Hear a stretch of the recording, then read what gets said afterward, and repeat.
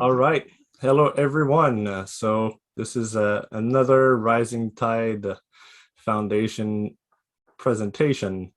Today we have the honor to have Martin Sieff, who's going to be discussing, well, I'm not going to go too much into detail because I'm not sure what Martin is going to discuss actually. He always has a lot to say. But it's not the first time that he's going to be presenting to us. So I guess some of you are already well acquainted with Martin. And so I'm replacing Matthew today for, there was a family emergency that he had to attend to. But he's good, and he's going to be back with us next week. So without any further ado, I'm going to let Martin start, and he's going to explain to us what he wants to talk about. So Martin, the floor is all yours. Hang on a moment. Thank you, my friend. It's not even so much what I want to talk about, because both I suggested the lecture idea itself and the framework for it to Matt, but he set the parameters, which I liked very much indeed. But in a way, I always hesitate when I begin, of course. This has grown out of dialogue in this forum, because it was something you, Stephen, said to me in a session, the session I did on Winston Churchill, that led me to reassess work that I did nearly half a century ago as a postgraduate student, and that I have been working on all my life. And that is the birth of the modern Middle East as an outcrop of the British Empire and of the manipulations of the British Empire. And what was that? I was discussing the extraordinary series of bungles, one after another on a most colossal scale, that Winston Churchill, as First Lord of the Admiralty, one of the 3 or 4 most powerful people in the British Empire at the time, in 1914, 26 years before he becomes wartime heroic prime minister in World War II, he brought the Ottoman Empire and Turkey into the Great War, World War I, when he didn't have to do it, not just with one enormous bungle, but with a whole series of them. Now, the theme I was taking was that in this area, Churchill was a bungling idiot. But you, Stephen, went deeper immediately. You said that it looked to you that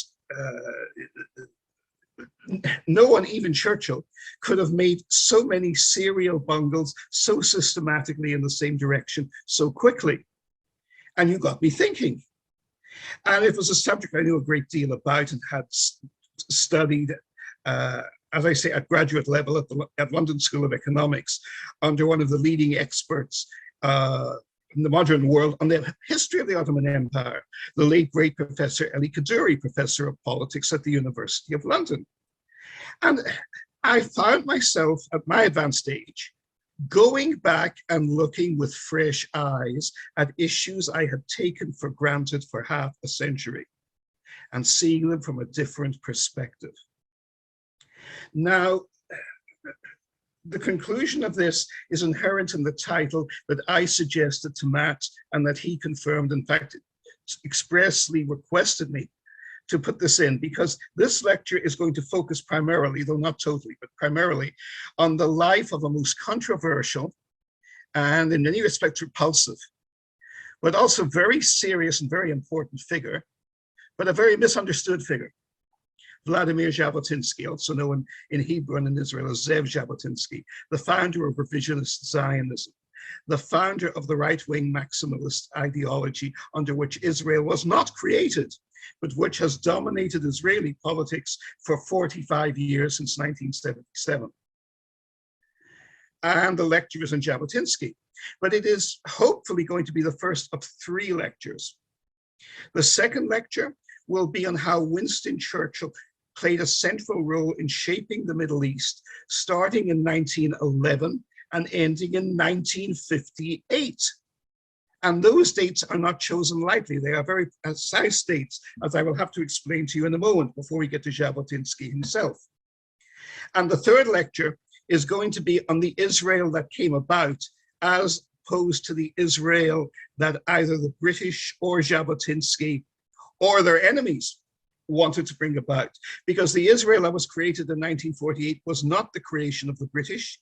It was created in rebellion and revolt against the British and in rejection of the British. But there is a wider picture here, which we will really go into in the second lecture, but I will certainly be touching on here. And you see it in the title Matt gave to these lectures, because the whole world knows about Zionism, and the whole world knows about, or thinks they know about, the value of Arabism. But in actual fact, what you find is, what I maintain, is that the Zionism that created Israel, which was certainly a very controversial movement, but was also a highly successful movement, was a social democratic movement which stemmed from Russian Jewish idealism and social democracy as it developed in Russia after the reforms of Tsar Alexander II brought the Jews of the ghettos of Eastern Europe into modernity, into the swing of the modern world. The political structures for this started with, of course, the founding father of modern Zionism, Theodor Herzl. And the irony is that in some respects, Jabotinsky was a very close disciple of Herzl, though his opponents, of course, debated this. But what nobody looks at is that there was a colossal movement stemming from London and from Cairo within the British Empire to take over the Middle East, to basically control its oil interests, and to do so primarily by creating a fake Arab movement controlled by Britain, as opposed to the legitimate Arab movements that came about anyway. And they also developed a fake Zionist movement, which we will be going into this week and in my next lecture, whenever that can fit into the schedule. And this is not remotely understood. And really, until recently, I'm reassessing it.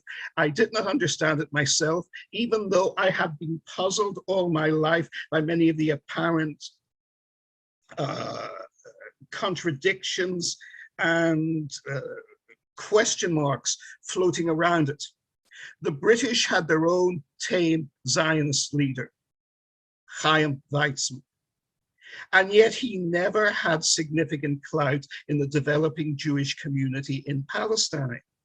The key leader of the Jewish community in Palestine from the 1920s onwards was the man who became the founding father of Israel, a socialist Zionist and Western Democrat, David Ben-Gurion.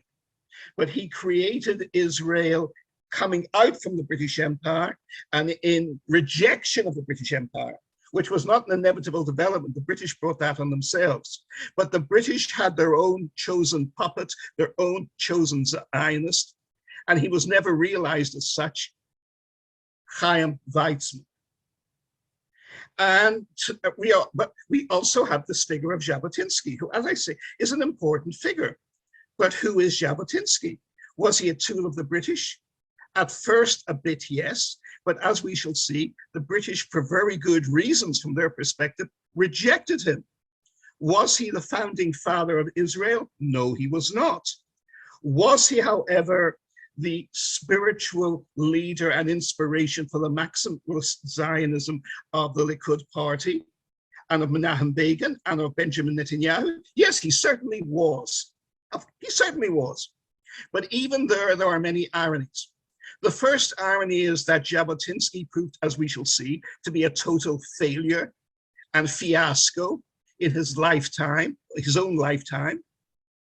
And secondly, that not only was he a total failure, not only could the British not use him, not only did Ben-Gurion beat him outright in every political clash they ever had to the day Jabotinsky died, but in addition to that, he was a failure for 37 years after he died.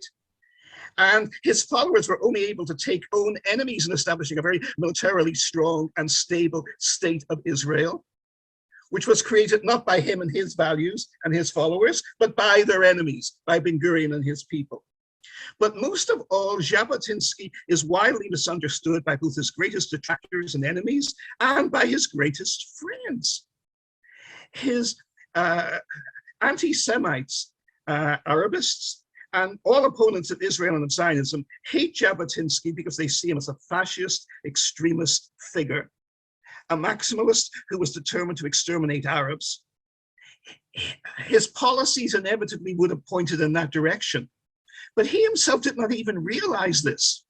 There is an irony here that I hope Matt will be able to catch this in the lecture and will appreciate. It's an aspect we haven't discussed, but it came across forcibly to me when I was revising my study on Jabotinsky. What did Jabotinsky think he was? In what tradition was he?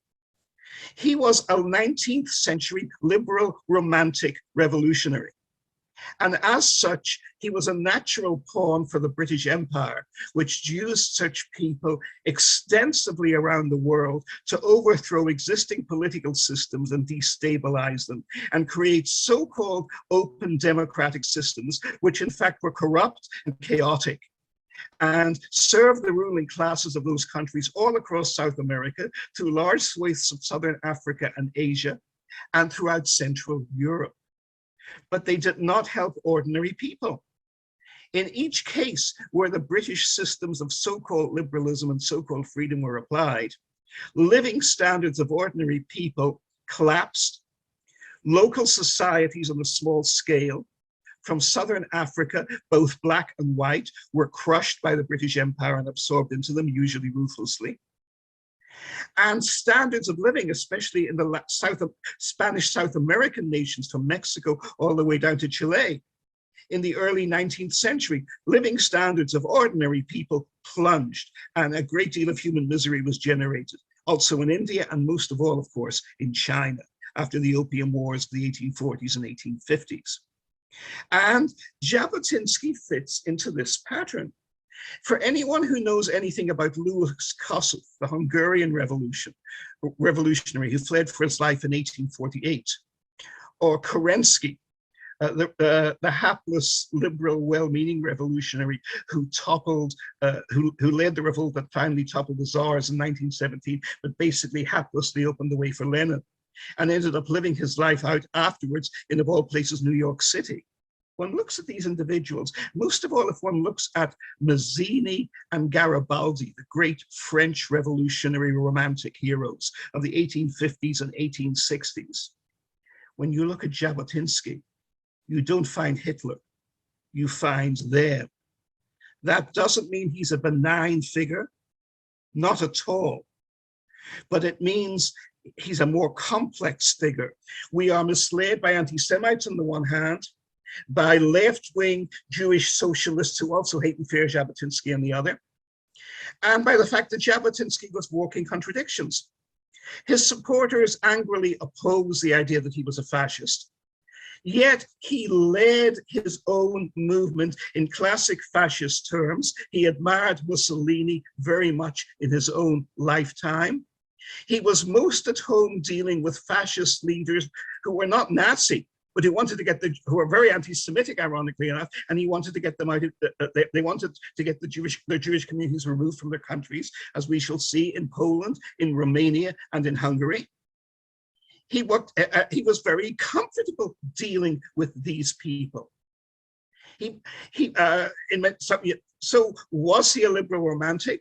Was he a fascist? Well, first of all, he was a contradiction. There were elements of both, but also, I would maintain, and we may want to explore this more in conversation afterwards, there is not remotely the contradiction between liberal internationalism and fascism that there is supposed to be. They overlap to a very great deal, especially in the areas of imperialism. The British and French empires had liberal political systems, remarkably open for their time. At the very same time, they were conquering vast straits of the world in the 1840s and 1850s. And I refer any of you who are interested, or anyone else who tunes in here afterwards, to another Rising Tide lecture I gave about a year and a half ago on this very subject, called The First NATO. How Britain and France combined over a 30-year period from roughly 1840 to 1870 to spread free markets, democracy, British and French style, and open borders. and free trade, of course, around the world from 1840 to 1870. What a wonderful idea. What could go wrong? Without going into it at the moment, and it's in those lectures, if anyone wants to race it again afterwards, Stephen, if you attended that particular lecture, you know what went wrong. Everything went wrong. 1 million people were killed in Russia. 1 million people were killed in India. Chinese civilization collapsed, and 300 million people were plunged into horrific poverty for 100 years and more, 140 years really, up to the time of Deng Xiaoping. A lot went wrong. Mexico was enslaved and then re-enslaved. And policies of absolute genocide were applied from Paraguay to Tasmania. And most of all, it was the British and French, the champions of freedom, the liberal internationalists, who supported the Confederacy in the United States in its breakaway and the bloodiest civil war the Western world had ever seen up to that point in time. It could not have happened without the support of Britain and France. And it was a deliberate attempt to dismember the United States of America. And the main great power that supported and protected Abraham Lincoln in this period of time was, of all people, the Tsarist Russia, which had just was in the process of liberating its own serfs by the greatest of all modern czars, Tsar Alexander II. Now, Alexander II comes into our story because he's a precursor to Jabotinsky. He is the man who broke open the doors of the ghettos in Eastern Europe and brought modernization, what in Jewish history is called the Haskalah, the Jewish Enlightenment, to the millions of Jews in Eastern Europe who were previously as much under the control of the Dark Ages under the rabbis as Catholic populations from Poland to Rome were under the Vatican before the Catholic Church itself started to liberalize. And that liberalization, incidentally, did not start in 1962 or 1963 with the Great Vatican II Council of Pope John the 23rd. You really have to go back to the even greater Pope Leo XI and his encyclicals on social democracy in the 1880s and 1890s. And this dramatic change is already transforming them. And it's a key reason why the Catholic Church hierarchy in the 1930s in New York City and in the United States were strong supporters of President Franklin Roosevelt and the New Deal. There was no secret about this. There still is no secret about this. This history has never been suppressed. It's just so unexpected to the perspective of the way history is taught and folk memory is retained in the West, that it hides in plain sight. People do not see what is there. But when you look for it, and you don't have to look very hard, 15 minutes on Wikipedia will confirm all these ridiculous and outrageous things I am saying.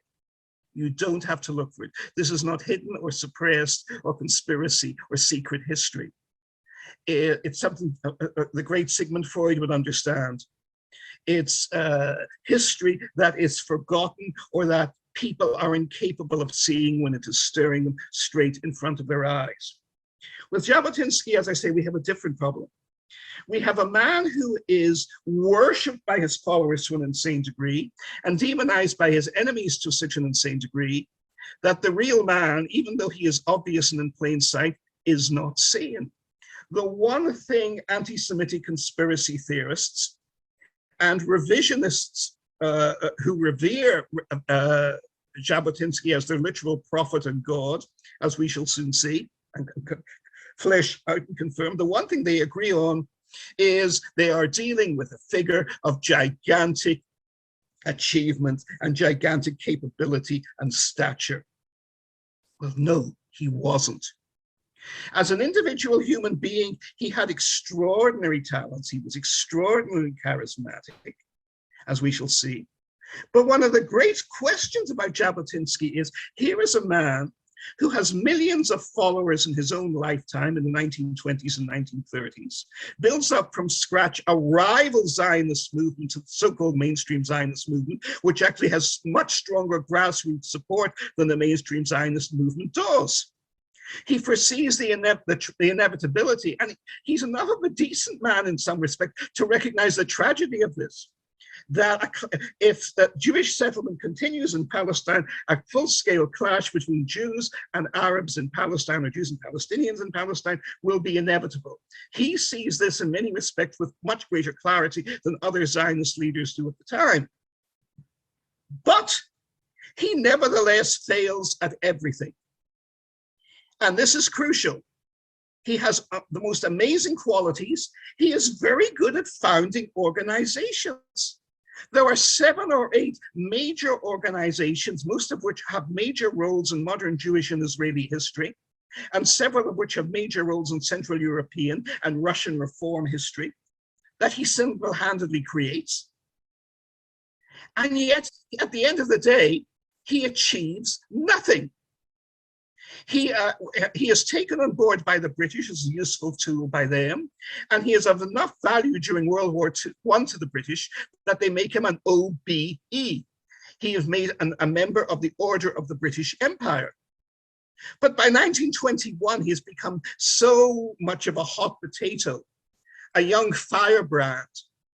Well, not that young, he's in his 30s, going on to 40 at the time, but he has become such an unpredictable nuisance to the British that they drop him like a hot potato and never use him again. He is not, as many conspiracy theorists and many people with very good, well-established reasons to suspect the British Empire believe, a close tool and collaborator of the British Empire. He's useful for them in a brief window of opportunity period of time, but he is not their main figure for controlling Palestine and controlling the Jewish Zionist movement, or even creating it in their own image. There is a stalking horse for that. And I'm planning to tackle him in my Winston Churchill lecture because of the close association he had with Churchill. But that is Chaim Weizmann, another very misunderstood figure. Again, a figure who is regarded by both his friends and enemies as a towering genius. And his followers were many in Britain. The one thing he had in common with Jabotinsky was they both had great intellects and great talents in different ways. Weizmann was a world-class industrial organic chemist. Not good enough to win a Nobel Prize, as he himself had very regretfully acknowledged, but good enough to be respected by Nobel Prize winning chemists. And he played a major role, but not the key or central or only role, in building up the British chemical munitions industry in World War I. And he is regarded by his admirers, including my old teacher at Oxford, the late Sir Isaiah Berlin. He was clearly a man with hot pheromones. He had great charm. In a different way, so did Jabotinsky. Though, as we will see, Jabotinsky's genius was in making enemies, whereas Chaim Weizmann had the genius of the con artist in impressing people that there was more there than there really was. The weakness of Weizmann was, as a political leader, even more than Jabotinsky, he was a joke and a menace. And it took Ben-Gurion and the Israeli leadership 20 years until they could see Weizmann operate close up in Britain in the negotiations over the future of the Palestine Mandate in the late 1930s, to see with horror how useless he was. And then they dropped him like a hot potato. There is, by the way, a parallel with this. Winston Churchill, in his very self-serving memoirs, which are greatly a work of fiction, presents his relationship with President Franklin Roosevelt in World War II as him leading the sweet, neophyte, innocent, and later on dying and gaga president by the hand, and being alert to the menace of Stalin and the threat of the Soviets and communists taking over Central Europe, where Roosevelt was blind to it. This is the Churchill official view of history. It's a lie, of course.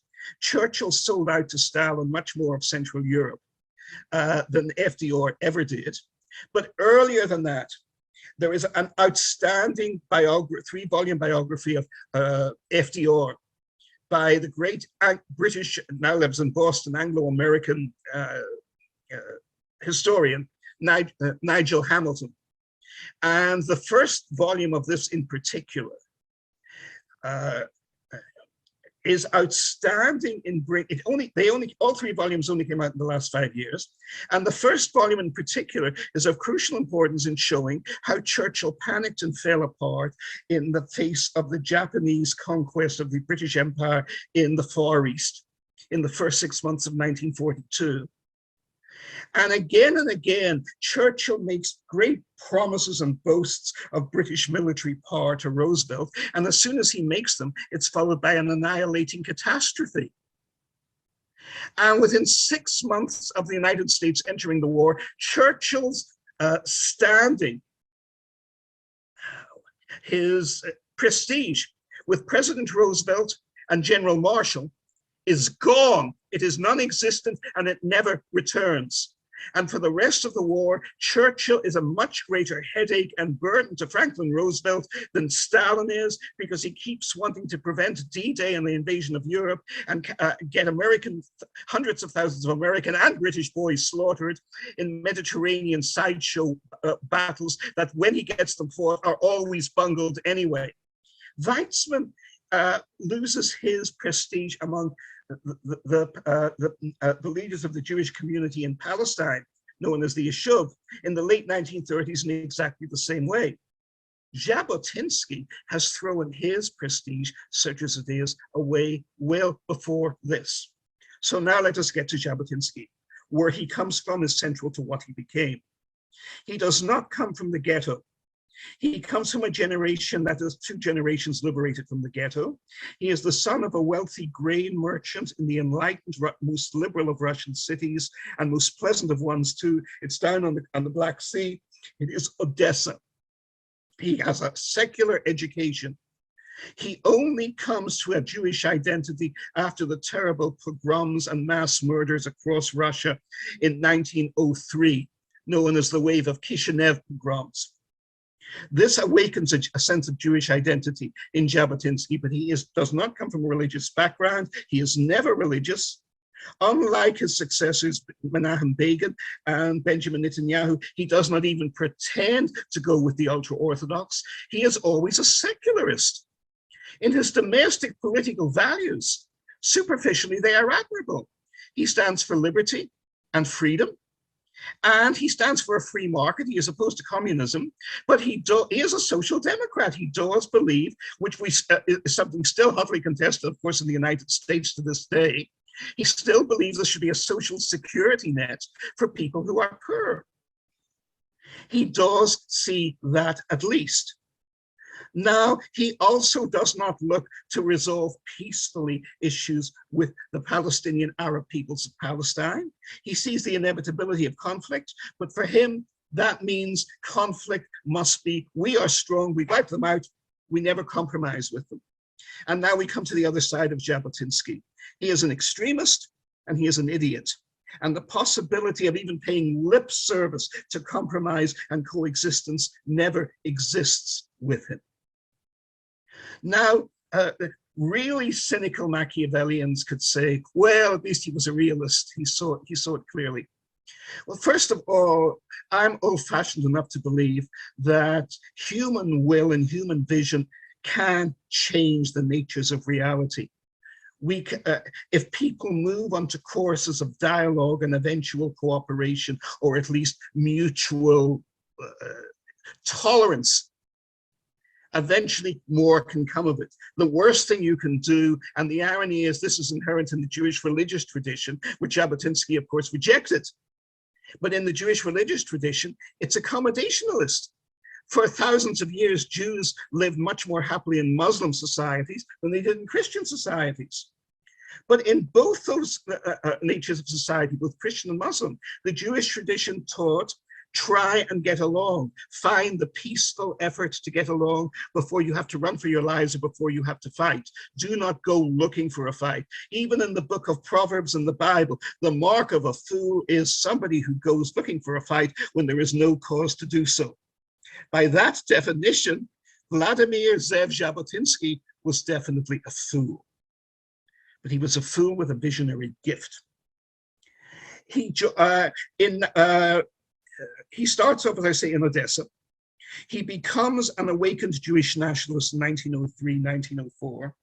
He has many personal gifts. The irony is the gift of politics is the one he lacks, but he has many other awesome gifts. He is an extraordinary linguist. He is fluent in at least half a dozen languages: English, French, of course, Russian, of course, Hebrew, Yiddish, Italian. He lived for a number of years. And if you looked, you would find others. Interestingly enough, he never bothered to even try to begin to learn Arabic. Most revealing, right? He is a European. He does not come out of the Jewish tradition. He comes out of the European, liberal, romantic, and imperialist tradition. Like Mazzini, like Bolivar, like Louis Kossuth, like Theodor Herzl himself. Herzl in his time, and Herzl died young at the age of 44, but Herzl never faced up to the fact that there was already an Arab population in Palestine. This has been widely noted by historians and good biographers of Herzl. If you read Herzl's revealing novel vision of the Jewish state, Altneuland, it's an extraordinary combination of enlightened, decent liberalism and idiocy and fantasy. There are Arabs and Christians and Jews getting along there.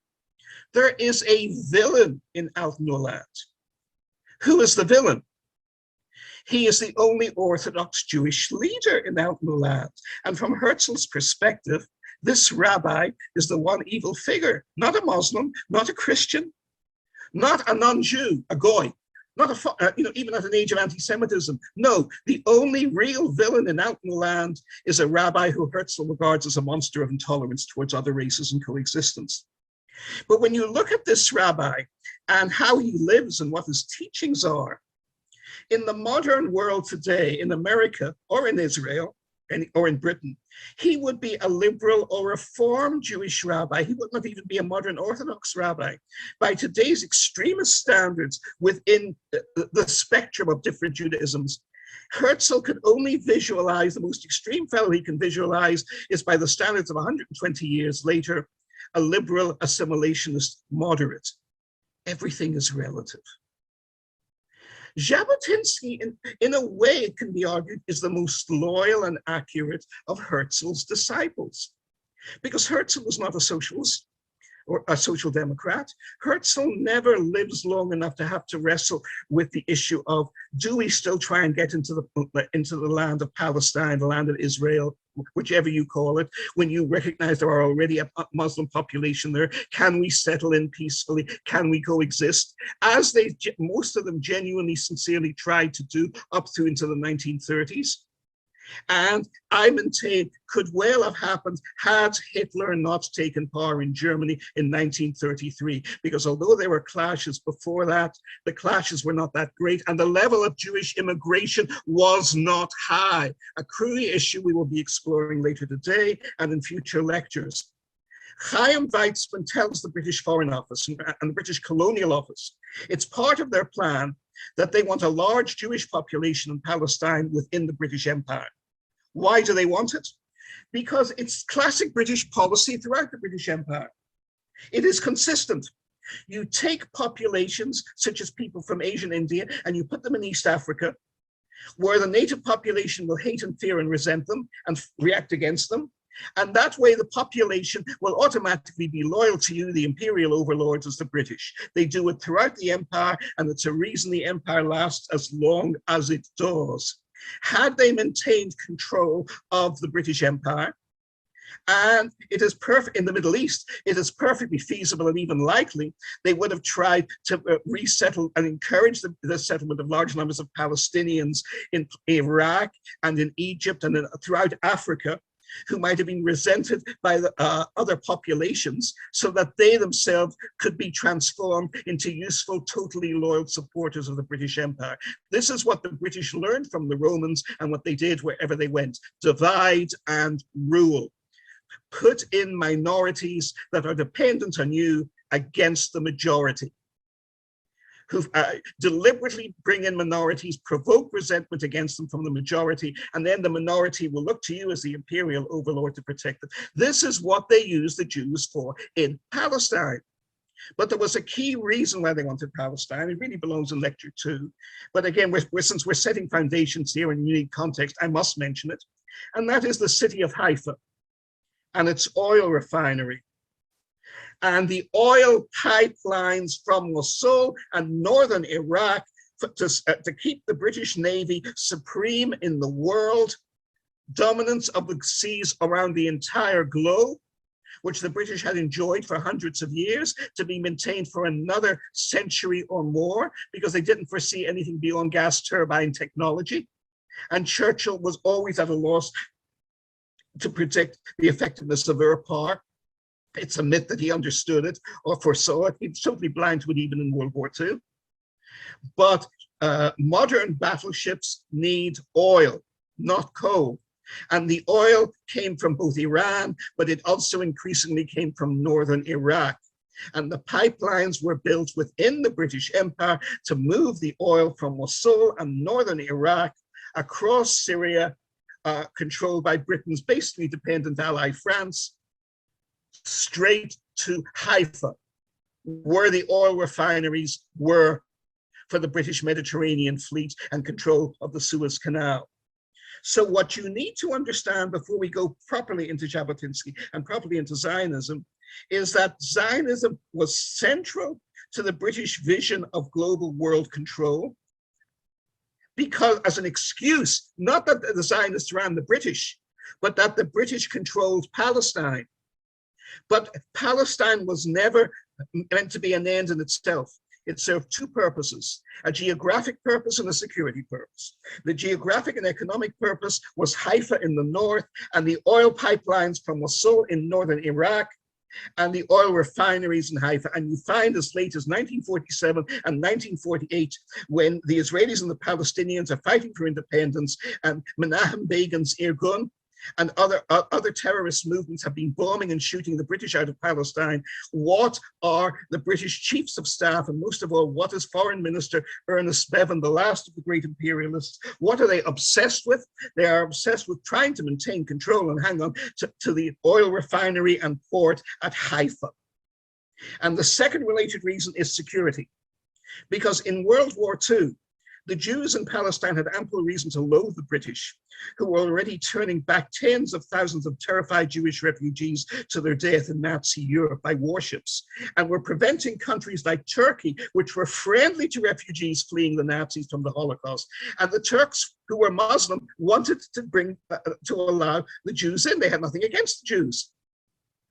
But it was British pressure, backed for a while, but not permanently, by the United States, that blocked this route, that twisted the arms of Turkey and forced them against their will.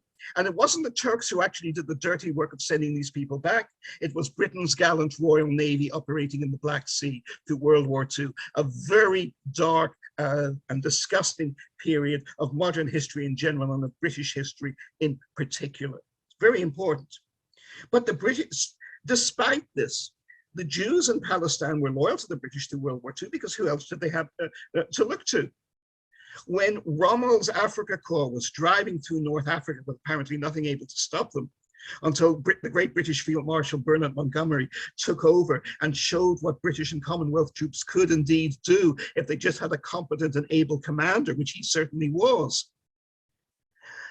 But before that, had Rommel swept onto Palestine, as was widely expected in the summer of 1942, there was already an Einsatzgruppe operating with the Africa Corps, a special action squad of the kind that killed 1.5 million Jews in Ukraine during the first 6 months of Operation Barbarossa, the invasion of the Soviet Union. And they would certainly have done the same thing to the Jewish community in Palestine in World War II. No question about that.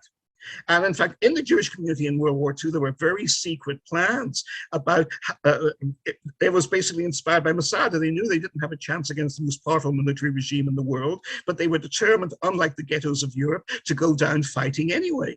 And the plan was actually back in Haifa to have a last stand clustered around Mount Carmel in the north of Palestine, the north of the land of Israel, just behind the city of Haifa.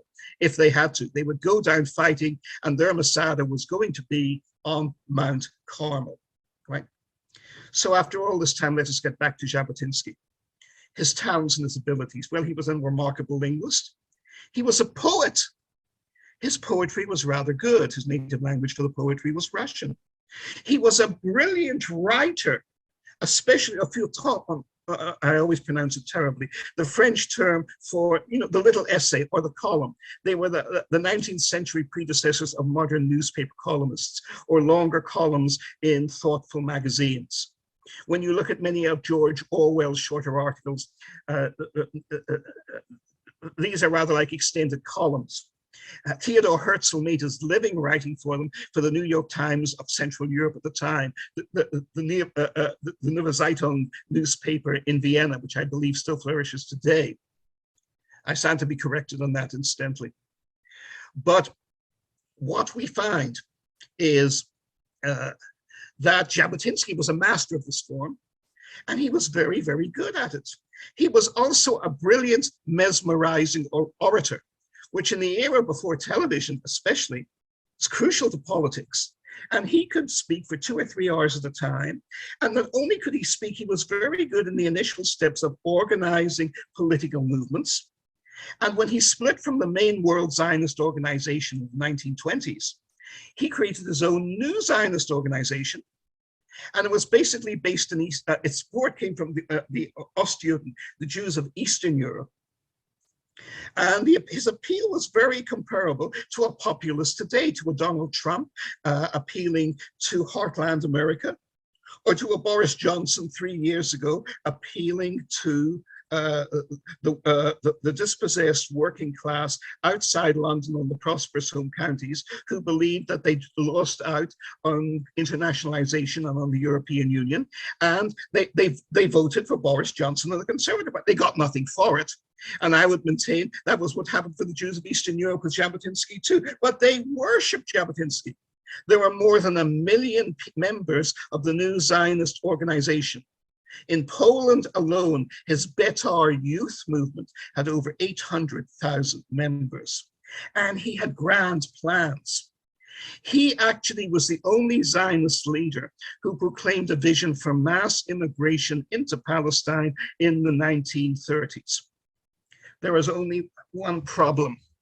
The man was such a jerk, a full of himself jerk. He had made enemies of all the people he needed to make the plan a success, because the British ruled Palestine, and it was ruled through the Colonial Office in London. And the Colonial Office in London would only deal with Chaim Weizmann, head of the World Zionist Organization, which was moved from Berlin, where it had been even into World War I, into Britain after World War I, because obviously Germany had lost the war, and anti-Semitism was rising fast in Germany. And Weizmann appeared to have won the concession of the Balfour Declaration in 1917 from the British. Now, again, the history of the Balfour Declaration really belongs in Lecture 2. There are, again, endless myths about it. Winston Churchill had nothing to do with it. It was not given because the Zionist organization was a huge, sinister world power. It was pathetically weak and poor at the time. But the policy makers in the British government were, and I don't mean even the big political leaders, but men who nobody outside specialist historians have ever heard of, who were actually the bureaucrats who made policy, who told the great leaders what to think. They were conspiracy-minded, ignorant idiots themselves, especially the late Sir Mark Sykes. And they genuinely believed that the Zionists controlled the Bolshevik movement in Russia and controlled President Woodrow Wilson in the United States. And this was simply absurd. The Bolsheviks shot all their Zionists. The only significant Jewish leader who was close to Chaim Weizmann was Louis Brandeis, who all his life supported and was opposed to Jewish statehood in Israel, hated David Ben-Gurion like poison, and who all his life wanted to see a Jewish Muslim binational state in Palestine. That turned out to be a pipe dream at the time, but at least you could say for Brandeis, in having that vision, it was a peaceful and generous vision for both Jews and Arabs, proto-Israelis and Palestinians alike. You can't say that. Politically, it was nowhere to be seen. But who controlled Palestine between the two world wars? Why, the British did, of course. And it was run through the British Colonial Office. Now, in the 1920s, the British vision was very clear. Bring in as many Jews from Poland and Central Europe as possible to build up Palestine as a strong pro-British hub in the middle of this unstable Middle East, where all the Arabs seem, for some reason we cannot understand, to resent the fact that we can run the lives and destinies of 100 million Arabs far better than they could ever run it themselves. This is the genuine British view. It's totally hypocritical and contemptible, but they really did hold it. I think you can find survivors still holding it to this day, because idiots never learn, but they held it. But it was very clear to them the Arabs did not agree with them. So in the 1920s, British policy is to, and this is very explicit, is to bring in as many Jews as possible. But at the time, there is prosperity in Poland, relative prosperity and peace. The Nazis haven't emerged yet, and the Jews in Poland and Eastern Europe do not want to go to Palestine. They would come to America still if they could, but after the 1924 Immigration Act, American immigration doors are closed. But while the Palestinians are open, nobody comes in the 1920s. And the British Colonial Office is furious, and they write one memorandum to the World Zionist Organization after another, especially to Weizmann personally, saying to him, Dr. Weizmann, you betrayed us. Dr. Weizmann, you misled us. You told us that there were hundreds of thousands, even millions of Jews who would, at your bequest, would come up and go and settle in Palestine and build up the strong pro-British imperial base that we want to see built in Palestine. Where are they?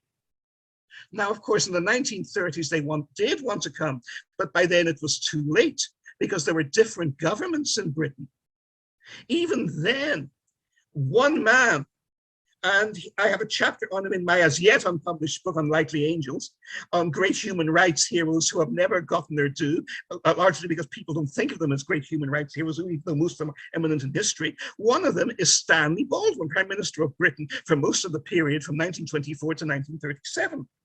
And Weizmann is a humane man, and he is unique in among British leaders of pretty much any time in putting considerations of genuine mercy ahead of regular issues of statecraft and profit. And he's quite sincere about this. So he allows hundreds of thousands of Jews from Germany primarily, but also from Poland, to come into Palestine in the early 1930s and late 1920s, even when the Colonial Office itself and the Foreign Office and the war ministries are all urging, advising against, because they see quite clearly and quite correctly that the more Jews who will flood into Palestine in the early 1930s, the more you will have an Arab resentment building up against them. And sure enough, in 1936, it explodes into the Arab Revolt in Palestine of 1936, which is so serious that 25% of the entire army of the British Empire is tied down in Palestine for the next 3 years to try and contain, before it can actually finally crush this revolt. Now think about that for a moment. Hitler has risen, Stalin is in full power, Japan has gone imperialist and has conquered a huge chunks of China, all of Manchuria and all of the Yangtze Valley, and is clearly on a collision course with both Britain and the United States in the Far East as well, right? So there are problems all around the world, huge problems. A world war is coming. The British Empire has territories that cover a quarter of the human race and a quarter of the land territory of the planet. And yet a quarter of its entire army is tied up in tiny little Palestine. They cannot win until they put in their leading expert on counter insurgency warfare, with long experience, especially fighting the Irish Republican Army in Ireland. And they, a ruthless but also honest and fair man, and they put him in charge in 1938, and he crushes the Arab revolt in Palestine. And his name is, because you have heard, most of you will have heard of it in other contexts, Bernard Montgomery, the victor of the Battle of Alamein and the commander of Allied land forces in the Battle of Normandy in 1944. It can indeed be a small world. The other factor is, in Montgomery's case, as with the great Charles de Gaulle in France, When in rare occasions you have truly competent people emerging as world figures, you often find that since truly competent people at that level are rare on the ground in any society, they've usually had surprising impacts in the world before that already. Now, I'm here to talk about Jabotinsky, and I haven't talked much about him because really there isn't that much to talk about yet. In 1911, to go back, Winston Churchill becomes First Lord of the Admiralty in Britain. The first consequential decision Churchill makes is to approve that the new Queen Elizabeth class battleships, which are to provide strategic superiority for the Royal Navy for the next generation around the whole world, must be powered by gas turbine engines, fueled by oil, rather than traditional coal engines, coal steam engines, with reciprocating engines. Only modern advanced oil turbine technology can give you the performance you need. This is a radical decision. The liner Titanic, which sank that same year, no, the following year, 1912, well, did not have oil-powered turbines. If it did, it would not have hit the iceberg. It could have maneuvered and controlled its power much more quickly and easily. It was an old-fashioned, inefficient, coal-bunkered ship, and a gigantic one at the time, for 46,000 tons. So Churchill's decision ensures Britain's dominance over the German surface fleet in World War I, and British naval dominance for decades afterwards. In that respect, it is a brilliant and bold and correct decision. But there's a problem. Britain is an island built on coal. Good point. I see your point, Peter. Yes, we are talking oil-burning steam engines, steam turbines. Indeed, we are. Thank you. Very good point. I rightly stand corrected. But Britain is an island built on coal. It has no oil. Where can you get a secure supply of oil? Churchill acts in typically decisive, ruthless, reckless, and imperialistic, immoral terms to solve the problem in the short term while creating many future problems. He basically seizes control of the oil of the nation of Persia, modern Iran. The Anglo-Iranian Oil Company is set up, and the British build even the largest oil refinery eventually in the world at Abadan in Persia. And in World War I, and even after World War II, Abadan and Iranian oil are the most important sources of oil for the British. Actually, not during World War II, because then it's actually oil from the enormous Texas oil fields that the United States keeps sending over to keep Britain alive. But in his time, in World War I and the decades afterwards, Churchill's policy works. He basically steals the oil of the nation of Iran for the Royal Navy and for the British Exchequer.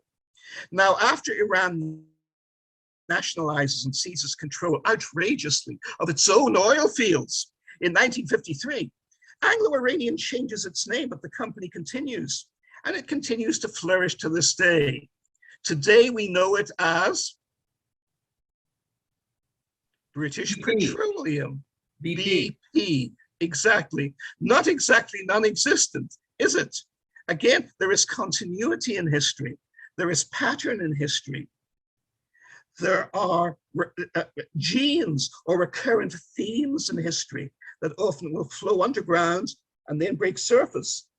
But if you trace back, not always, but very often, there are very interesting connections there. This is what Churchill does. But what we then find is something else. For 150 years since the Ochakov incident under William Pitt the Younger in the 18th century, British imperial strategic policy has been to protect and support the Ottoman Empire against both the Austrian Empire, but most of it against Britain's traditional arch enemy, big bad Russia, right? It doesn't matter that Russia is Christian, Britain is supposedly Christian. For the British, power is all that ever matters. They support Turkey consistently for 140 years against Russia. In 1878, Prime Minister Benjamin Disraeli, who was actually of a Jewish background, and who loves the Turkish Empire, he was there as a young man and just enjoyed the life there very much. He single-handedly works to preserve the Turkish Empire when the Russian Empire under Alexander II is on the verge of pulverizing it in a major war in the Balkans. And the British protect Turkey for another generation. But then in 1911, suddenly it all changes. And in 1914, British policy, still under pushed by Churchill at the Admiralty, is to provoke Turkey into declaring war on Britain. They do one thing after another. They seek, Germany says it will send Turkey 2 warships as a gift. The British set out to sink the warships. Turkey is building 2 battleships in British shipyards. The British annex the battleships and refuse to even pay the Turks compensation for them. The British are going out of their way. It's rather like US policy provoking Russia today. It's an insane policy. They're already fighting a full-scale world war against Germany and its allies. Why bring in Turkey on the other side as well? The answer is, first, Churchill was a racist. He underestimates Arabs, he underestimates Turks, he underestimates most Muslims, he treats them like dirt. He thinks it will be easy to shoot them down. Remember, he had lived this. He had been in the last cavalry charge of the British Empire at the Battle of Omdurman in Sudan in 1897, when British Gatling guns, machine guns, shot down 60,000 charging Sudanese warriors in a single afternoon or a single morning. And Churchill, to the end of his life, regards the Chinese people with contempt, the Indian people with contempt, the Japanese people with extraordinary contempt, and of course the Arab peoples are in there too. And Black African people just don't exist for him. They win him one of his most important victories in World War II. Black African-American units from both East and most of all West Africa play a key role in defeating the Japanese in the battles of Kohima and Imphal in the 14th Army in the fall of 1944 in Burma, in Southeast Asia. And Churchill pays them no tribute whatsoever in his 6-volume enormous history of the Second World War. He's blind to them. And he takes the same fatal view to the Turkish people in World War I, which leads to the disaster at Gallipoli. But why bring in an empire which is still in territory half the area of the Roman Empire and is the largest Muslim nation in the world at the time? Why deliberately provoke it into joining your enemies in World War I? Why? Because you want to be your enemy, you want to defeat it, you want to get control of the oil of Iraq, which has already been discovered. That is why. Now, Churchill's policies and manipulations of the Middle East go on, the rest of them go on beyond our story here. They are to be continued in the next part of the lectures. But all these things happen before Jabotinsky comes on the scene. What happens is, as part of not just Churchill, but Prime Minister David Lloyd George, who was close to Churchill, influenced by him, they want to build 2 things. First, they develop a fake Arab revolt in Arabia, and their fake prince is the Sharif, the religious leader of the city of Mecca. Sharif Hussein, the founding father of what is today the Hashemite dynasty in Jordan. And Sharif Hussein is an ugly individual. He is loathed by his own people. He has no wider support in Arabia. By contrast, there is an eminent leader in Arabia at the time who is charismatic, who is popular, who delivers justice ruthlessly but highly effectively and in ways in accordance with his people's cultures and traditions and religious values. And that is the future king and founder of Saudi Arabia, Abdulaziz ibn Saud. Abdulaziz ibn Saud is the true founder of the first genuine, legitimate Arabist movement in the modern Middle East, and he succeeds. But the British try to hijack that movement from him by creating a fake movement under their own puppets. But the very fact that the Hashemite family are ready to be the puppets of the British automatically loses them all support, trust, and respect among the peoples of Arabia and the Fertile Crescent. It's catch-22. And the British make the same mistake with the Zionist movement. Their main Zionist leader, who they choose, has been living in Britain for the past 10 years. He's already been the head of the Zionist movement in Britain. He's very loyal to Britain. Whereas the main Zionist movement based in Berlin is basically loyal to Germany, but Chaim Weizmann is not. So Chaim Weizmann gets lucky. Now, the popular myth of admirers of Chaim Weizmann, and even of right-wing non-Jewish anti-Semitic conspiracy mongers, is that the Zionist movement and Weizmann were so well-funded and so influential and so corruptible that they pull the strings and they make the Balfour Declaration come out of nowhere with bankers behind them. That is not the way it happened. It is a comedy of errors. The opposite happens. The British are losing World War I. In their ignorance, they fantasize Jewish control, which does not exist, has never existed, and will never exist, in controlling the United States at the time and controlling Russia, Tsarist Russia at the time. All of this is very explicitly stated in the state papers, 50 years now open and declassified, of the late Sir Mark Sykes, the main advisor to the London government on Middle East policies, and the guy who concludes the Sykes-Picot Agreement with France to carve up the Middle East between the two countries in 1915. In 1917, he writes these flowery, ridiculous, melodramatic memorandum that sound as if they came out of a 19th century romantic novel, which of course would have shaped Sykes in the first place, so in a way they did. The Zionists are the only thing to hold us together. Just get them on our side and see what discord follows, as Shakespeare rightly puts it. He really talks this way. He's an idiot. He's never held accountable for his serious bungles because he conveniently dies of influenza in 1919. There's no hint of foul play in this, just of karmic existence and incompetence. I mean, millions of people died from the so-called Spanish flu, from the great influenza plague, and Mark Sykes was one of them. But Chaim Weizmann is in Britain, and he's a useful figurehead there for him as a go-through.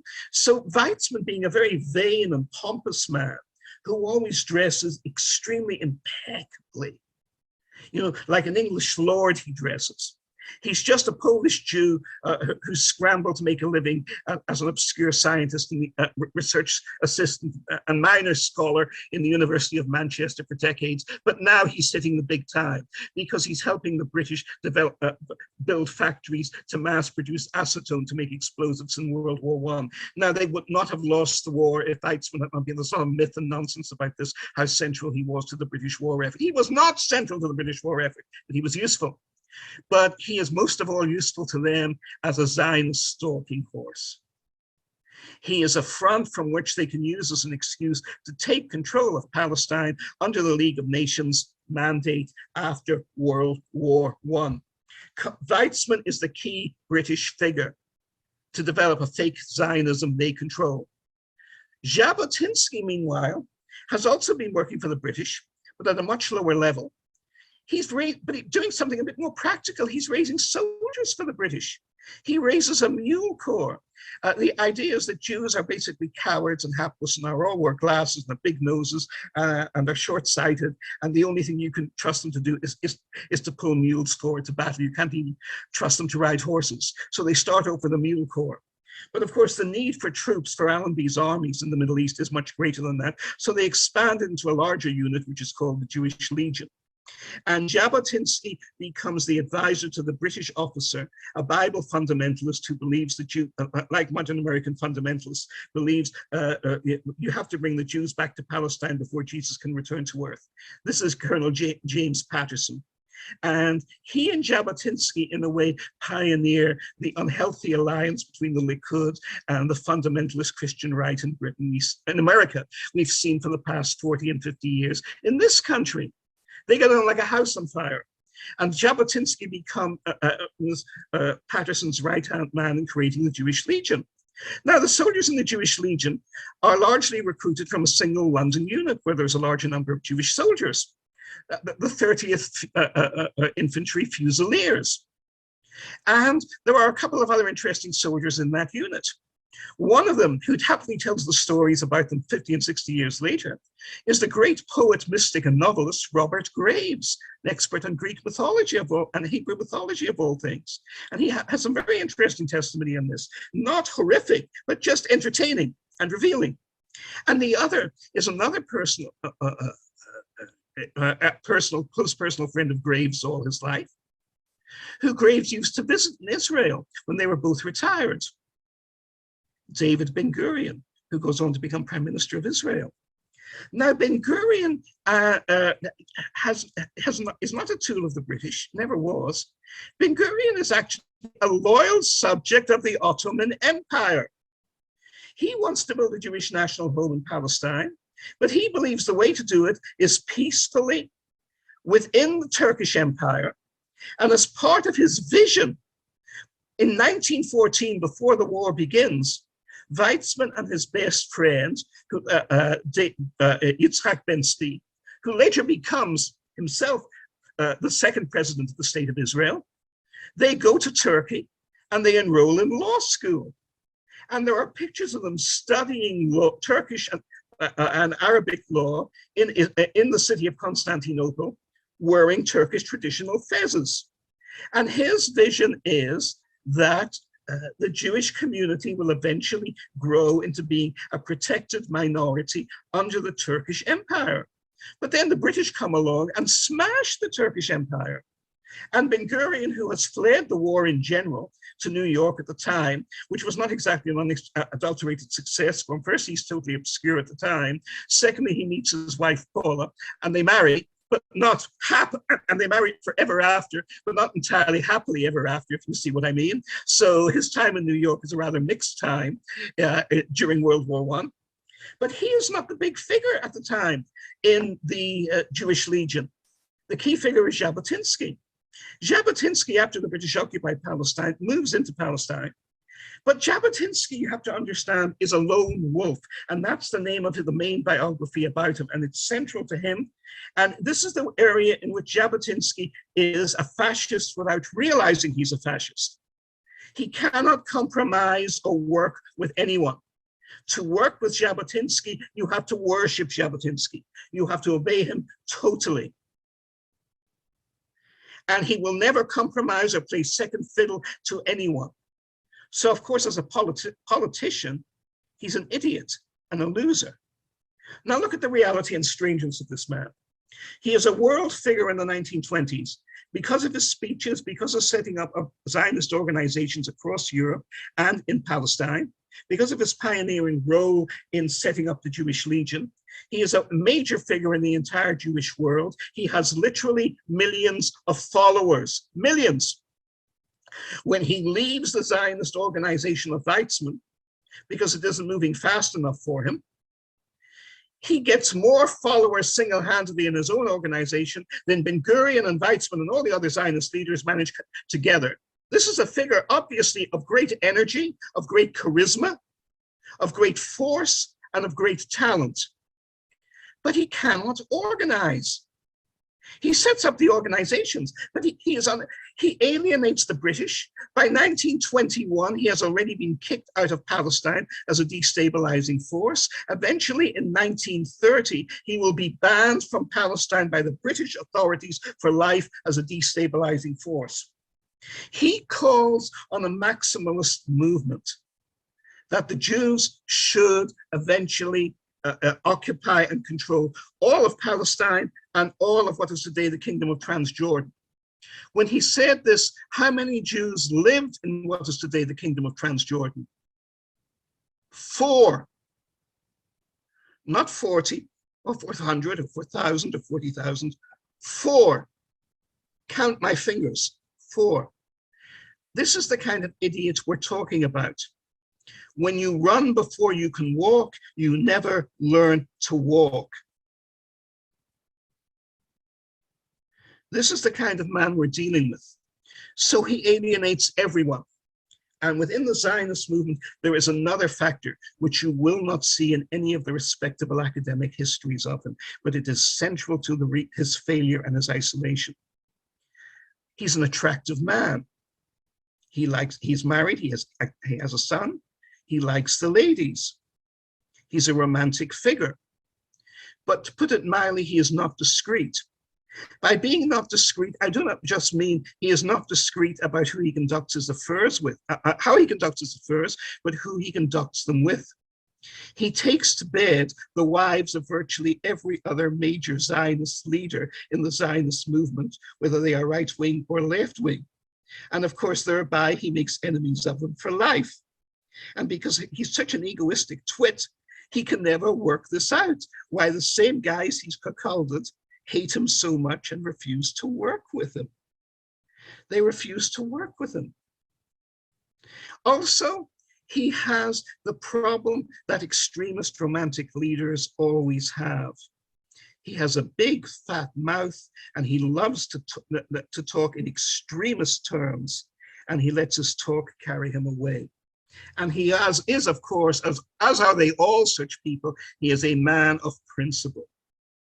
So in 1933, Hitler takes power in Germany. The Zionist movement in Palestine, led by David Ben-Gurion, is already have grown into being the de facto quasi-government of the Jewish community informally in Palestine through the institutions which it has built up, and which, of course, Jabotinsky and has not dreamed of building up or has dreamed of instructing his supporters to build up. Ben-Gurion is a practical institution maker. Jabotinsky is good at creating institutions to make a loud noise and carry no responsibility and do no work of governing or looking after populations whatsoever. All his years in New York, Jabotinsky clearly never took any advice from any Irish American or Jewish American ward healer or political manager in any of the big democratic political machines in Boston or New York City or Jersey City or anywhere on the East Coast. But of course, Jabotinsky was the kind of person who never took advice from anybody, and that is another key reason for his failure. But in 1933, Jews are starting to come. They're still being allowed out by the Germans, and they're still being allowed into Palestine by the British, thanks to Prime Minister Stanley Baldwin. And hundreds of thousands of them over 3 or 4 years managed to get into Palestine. And as I explore in my now completed book cycles of Unlikely Angels. This is one of the main sources of rescue for potential victims of the Holocaust before World War II. And it is entirely solely the work of British Prime Minister at the time, Stanley Baldwin, and carried out in the face of intense opposition from his own government, which has gone sour on the 1920s policy of building Zionism. Because remember, in the 1920s, the British thought we'll build a strong pro-British Jewish Zionist base in Palestine. But first, the Jews didn't come when they could have. Second, by the time they woke up to coming, Hitler and Mussolini had taken power, were threatening the Middle East. And so many Jews had already come to Palestine that the Palestinian Arabs were rising up in reaction against them. So from the point of view of the British government at the time, Zionism had become by 1935 more trouble than it was worth. It was only the single-handed work of Baldwin that allowed hundreds of thousands of Jews to still come into Palestine in the 1930s. Jabotinsky had nothing to do with this.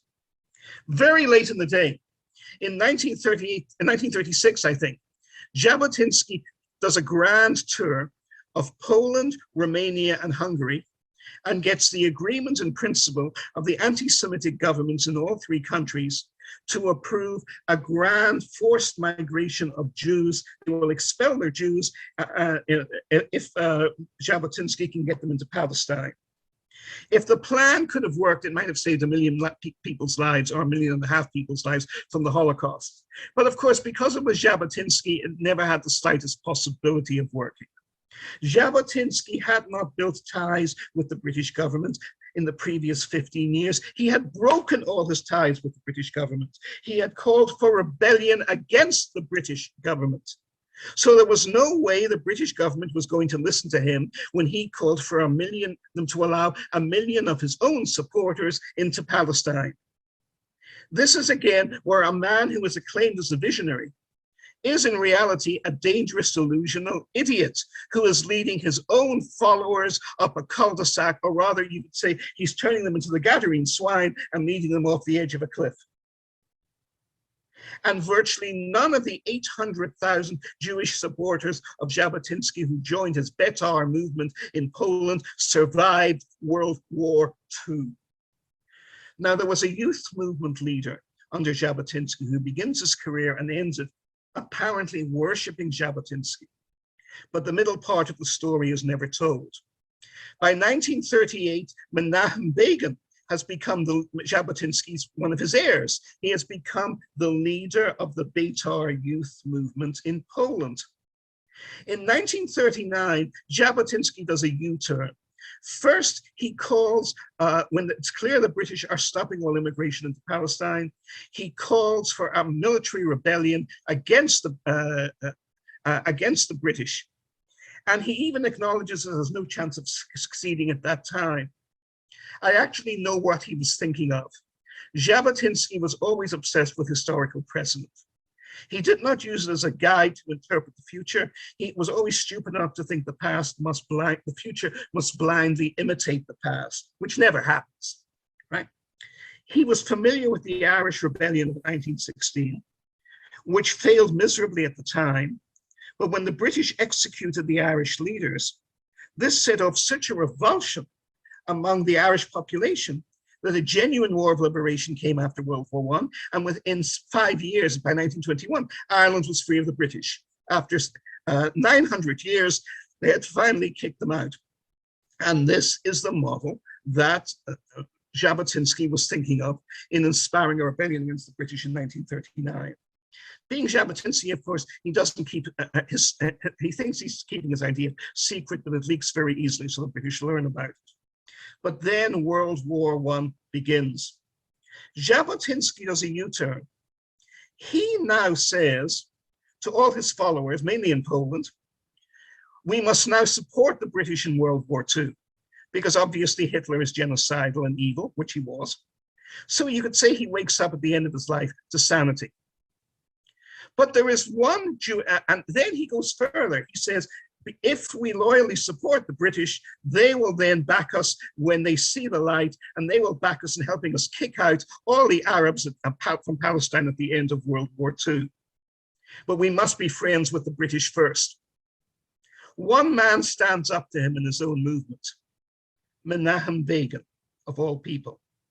Begin was all in favor of kicking out Arabs too, but he says, no, the British are our enemies. We have to fight the British first, right? You're wrong, great leader. Jabotinsky does not take this well. He banishes Begin from the Likud movement. Now, over the next 40 years and more, Begin dines out on being the heir and fulfillment of Jabotinsky's prophecies. Jabotinsky is the great prophet, and he is Moses, and I am the Joshua, who led us into the promised land. That's basically Menachem Begin's story in the founding of the Likud over the next 40 years. But again, it's an oversimplification at best, and it's an outright outrageous lie, because Begin, and ironically, in many respects to his credit, is more realistic than Jabotinsky. Begin realizes what the dynamics of British policy are, that the British are determined to keep control of the oil, that the British are determined to keep control of the Middle East, and that therefore the British are also determined to keep control of Palestine. He sees that much at least clearly. But Jabotinsky, although he claims to be a romantic liberal Democrat and what have you, really is an authoritarian tyrant at heart. He cannot take dissent in his own party. He cannot especially take it from his own people. And so he breaks. This is a man who broke with the British in 1920, who broke with David Ben-Gurion and the mainstream leadership of Palestine in the 1920s and early 1930s. And now he's even broken with his own most loyal and powerful supporter back in Poland, who directly leads a youth organization with 800,000 people in it. He even breaks with him. And this, of course, is the perfect moment for Jabotinsky to die, which he does at the age of 60 in upstate New York in 1940. And the contradictions of his life are there to the very end. He is a Zionist who dies hundreds of miles away from Israel. He dies an outsider alienated from his own organization. He is a Jewish patriot, as he claims, who is hated like poison with the mainstream Palestinian Jewish organizations of his time. But at least he does die in New York State in a youth camp run by his own Betar organization, which Begin mercifully has not expelled him from, even though he expelled Begin from it. Now, this is where I finished. As I say, the ultimate purpose of today's exercise, apart from telling a fascinating story and clearing away a bunch of myths about Jabotinsky personally, is to point the way to look at the key individuals who did shape the movements that made the modern Middle East. As I say, and I mentioned here, and hopefully we'll go into more detail in number 2, the Hashemite family and T.E. Lawrence and his famous Arabian Revolt are all childish, worthless British myths. They're fairy tales. They're bullshit. The key figure in the emergence of the modern Middle East is King Abdulaziz ibn Saud. And you find other key individuals emerging eventually in Egypt as well. By 1940, Anwar Sadat is already a key figure in the Free Officers movement. And over the next decade, Gamal Abdel Nasser appears as well. We will trace similar developments in Syria, but these are not products of British and French policies and support. They are reactions against them of people who sincerely want to be free. And in the Jewish world, Jabotinsky is a red herring, he's irrelevant.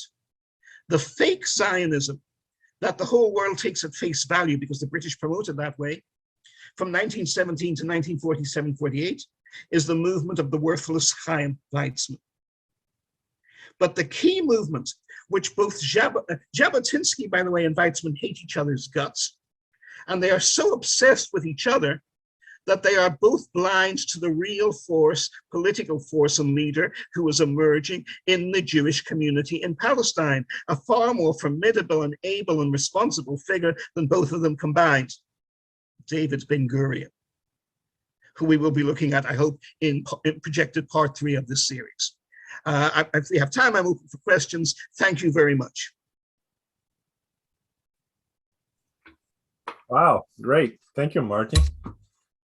Okay, so yes, we have time for questions. Right now, I don't see anybody who actually wrote their names in the queue. So if, Stephen. Okay, so Stephen is going to be the first one to go at it. If other people have questions, just put your name in the queue or say that you have a question, and I'll try to do it in order. I had put a message at the beginning to everyone to do that. If you want me to ask the question, just write it down in a intelligible manner, and I will try to get to it. So let's start. We have Stephen who has a question. Go ahead, Stephen. Marty, thanks again for another fascinating lecture. Loved it, especially the part where you do 100% of the excellent work, yet I get credit for the idea going into it. Great. It's a deal. My question is a bit tangential, but your thoughts on Chaim Weizmann and his role vis-a-vis how the British used him and perceived him. What that brought to mind for me was my understanding of Trotsky as a British asset and how they hoped that he would take over the Russian Revolution or the Bolshevik Revolution, and he loses to Stalin. So I guess my question is there a parallel between Weizmann and Trotsky? And if so, is it purely coincidence or is it indicative of, if you want to put your tinfoil hat on, or depending on how you look at things, it could be stupidity, it could be coincidence, it could be a modus operandi. But it also seems to me that there's the possibility that the British Empire was used as a vehicle to effect change, but control of that change was wrested from it. I don't know if it's just a natural reaction or if there's internal power politics going on, or if it's all irrelevant. I'm just wondering if you had any thoughts on that. As always, whenever you raise a subject and I apologize to everyone else here. I can happily talk, both agreeing and disagreeing, for the next 3 hours. And whether we still have to have those several bottles of scotch between us for over an extended period of time, and we do. Yes. Trotsky, I do not see as parallel in any way. There's not the slightest hint of control between either the British government or the City of London and Trotsky, none whatsoever.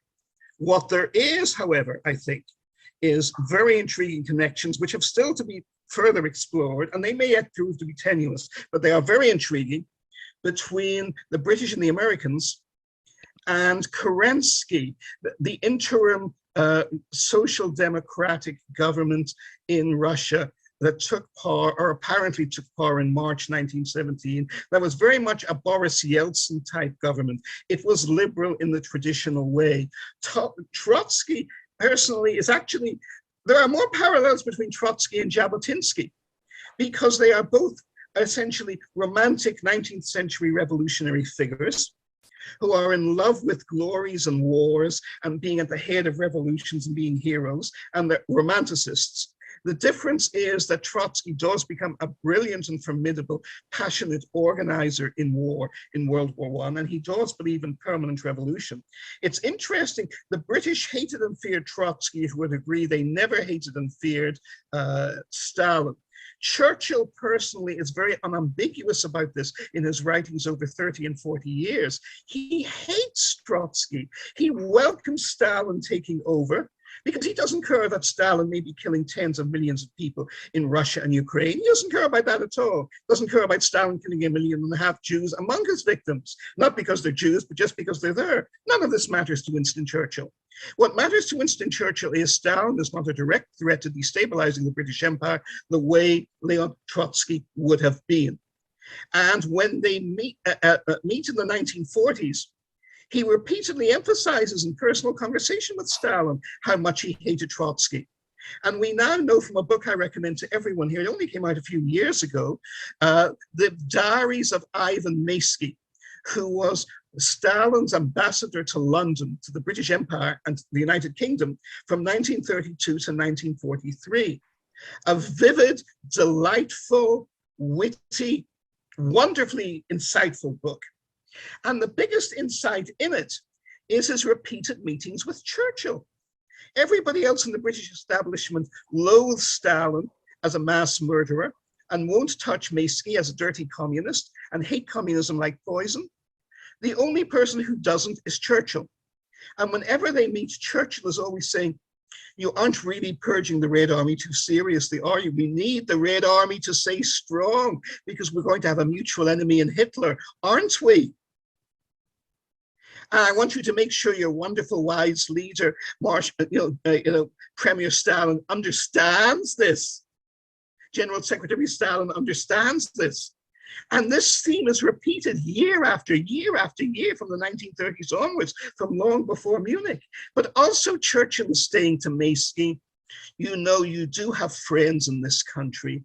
We are so pleased that your great and wise leader, General Secretary Stalin, was able to keep that evil creature Trotsky out."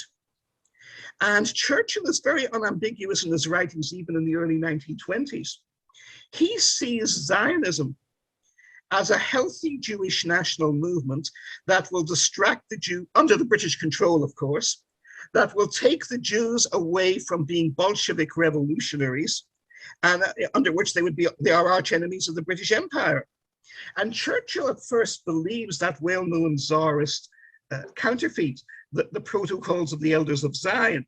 He wakes up to the fact, it's brought even to his attention, that it's a phony created by the Tsarist secret police before World War I. But Churchill, before this happens, writes in the London Times under a signed article in 1920.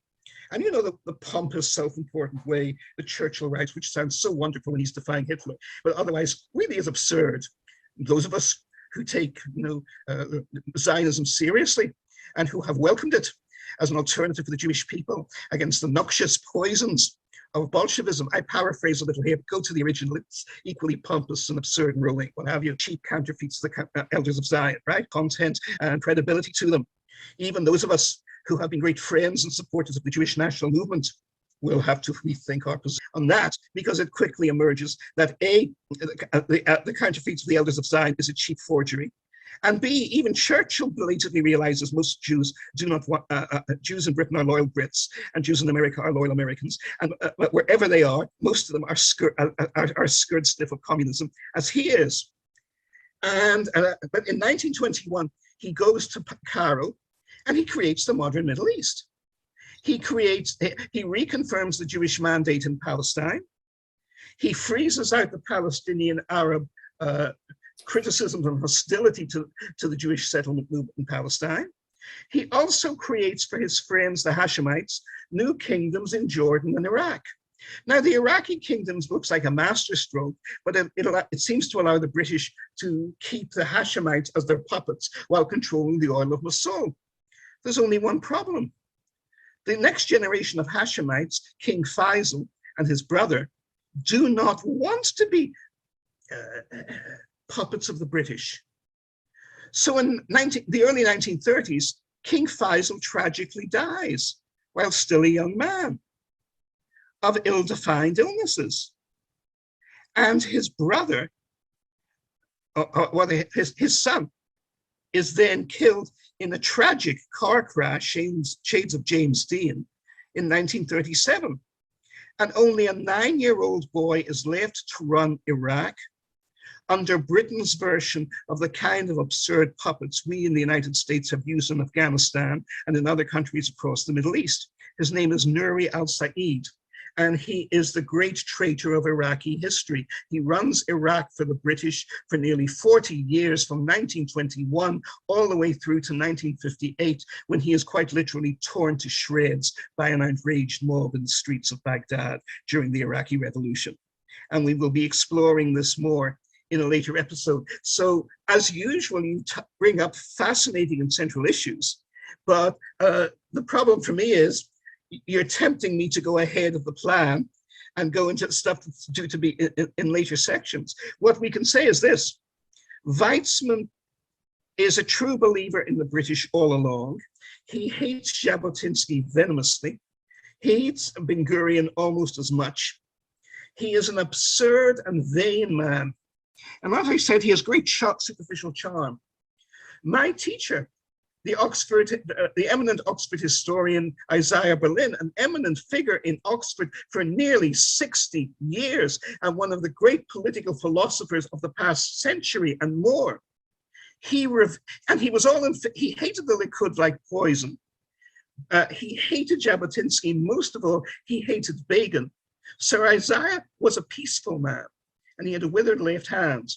But I have no doubt whatsoever that had he been in the company of Menachem Begin, he would have attempted to do physical violence to him. He would have attempted to beat him to death, or at least whip him. His hatred for Ben-Gurion, not Ben-Gurion, for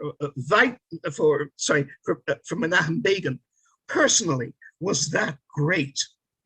But at the same time, he revered Weizmann. He actually says in several of his letters, you know, this is a man who in history will go down as a greater figure than Franklin Roosevelt or Winston Churchill. Now, this is absurd. This is absurd. When you look at Weizmann, you find a very ugly individual personally, whose animus and hatred towards the surviving members of Theodor Herzl's own personal family. Herzl's grandchildren are literally left to die in Nazi death camps, not because of any Arab action, nor because of any British action, but because Weizmann is so jealous and hostile to Herzl. And he will not, and he personally single-handedly prevents Herzl's last surviving grandchild, who was a junior officer significantly in the British diplomatic service, from even visiting Palestine after World War II.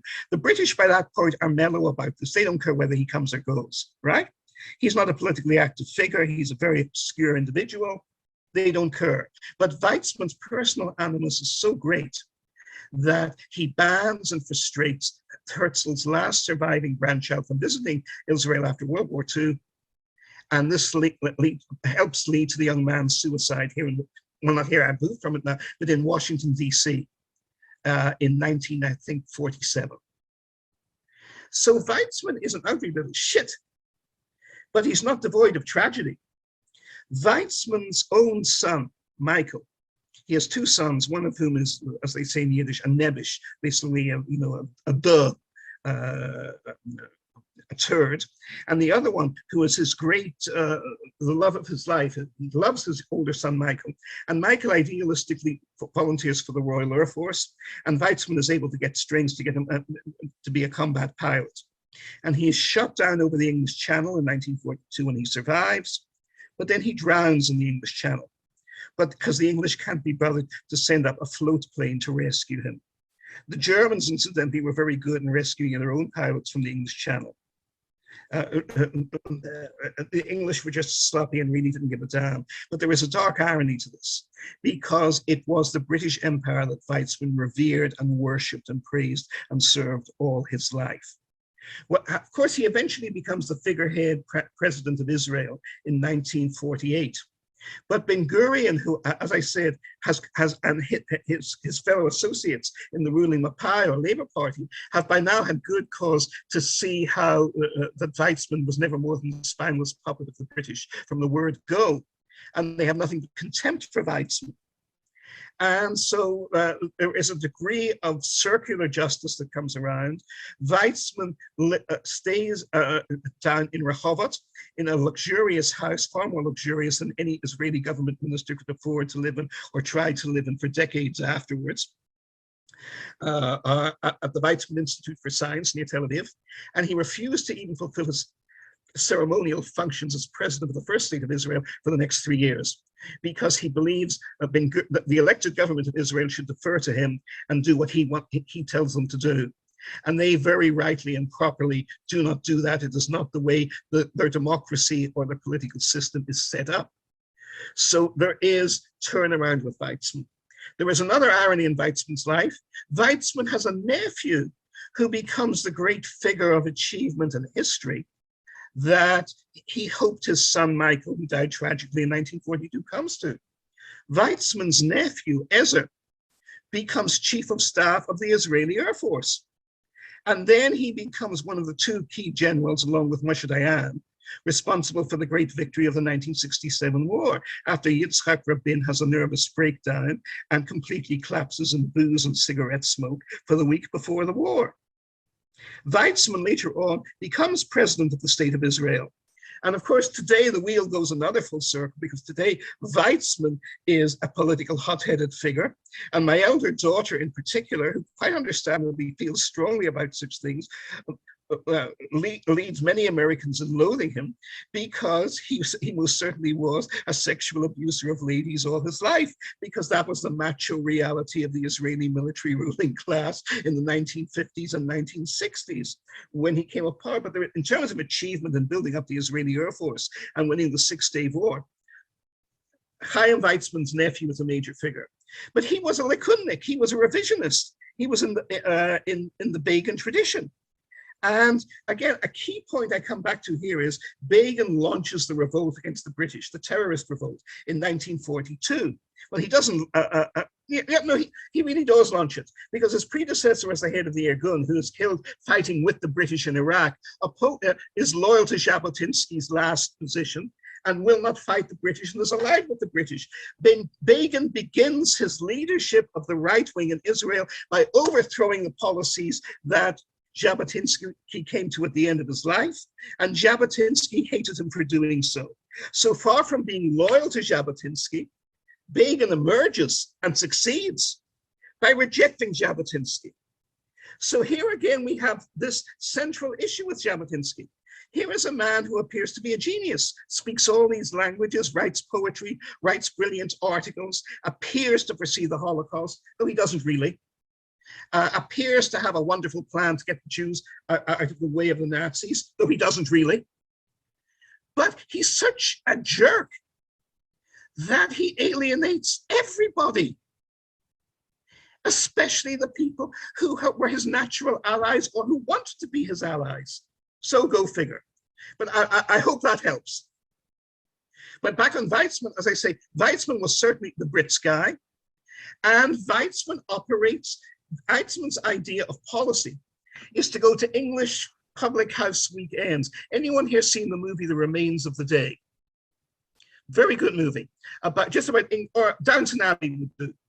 If you've seen any episode of Downton Abbey, Chaim Weizmann would always be a guest at Downton Abbey when the Foreign Secretary of Britain or the Colonial Secretary or the Deputy Colonial Secretary were present in the 1920s, 1930s. That's the milieu he operates in. That's the only milieu he can understand. And actually, he has no influence. Nobody takes him seriously. He thinks they do.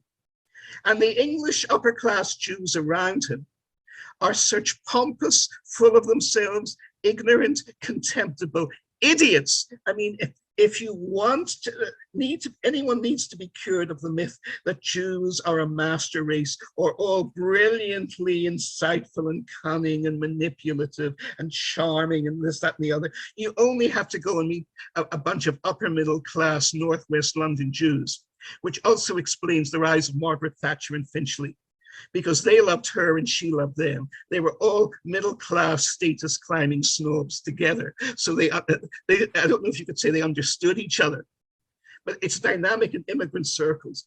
It's why the next Prime Minister of Britain is going to be not Scottish, not Jewish, but the latest fashion in brains the English who lack brains are in awe of, and that's the Asian Indian immigrants. There are at least 3 potential prime ministerial contenders from the Asian Indian community right now in London, and only one of them, I think the former Chancellor of the Exchequer, is worth a damn. The other are well-meaning silly schoolboys and schoolgirls.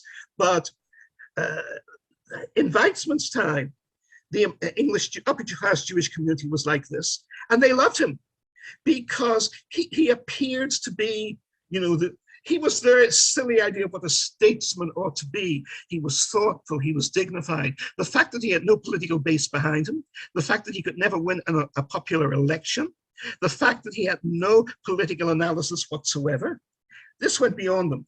You find in the archives, which I studied 40 years ago in London, the Zionist movement in Britain has all these supposedly brilliant analyses of what's going on in the Chamberlain government around them, or what's going on in the Stanley Baldwin or Ramsay MacDonald governments around them. And they're all absurd. We now know from the opened archives and from private papers, they're all wrong. They think Baldwin is an anti-Semite. He's the best friend they have and will ever have, and is responsible for saving 500,000 Jewish lives out of Europe before World War II, and for after he retires, rescuing 10,000 children, 20% of the Jewish children in all of Germany, rescued in 1 year in the Kindertransporten programs that are behind the scenes entirely the work of one man, former Prime Minister Stanley Baldwin. And all the great English Jews don't have a clue this is going on. And they think Malcolm McDowell, just as American Jews tend to worship the Democrats, however much inept and idiotic they are. The more inept and idiotic they are, the more they'll worship them, right? They'd put Ruth Bader Ginsburg's face on the Statue of Liberty if they could get away with it. They are that dumb. And in the same way, they worship the Labour Party before World War II, even though it is the Labour government of 1929-31 with a Jewish colonial secretary, Sidney Webb, later Lord Pasfield, who stops life-saving immigration from Europe into Palestine, along with Malcolm MacDonald, who is the son of Prime Minister Ramsay MacDonald.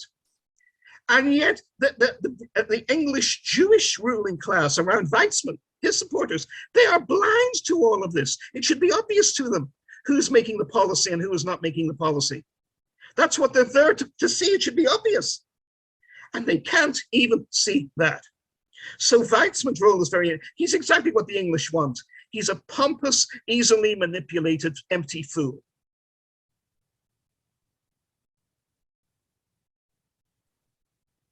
All right.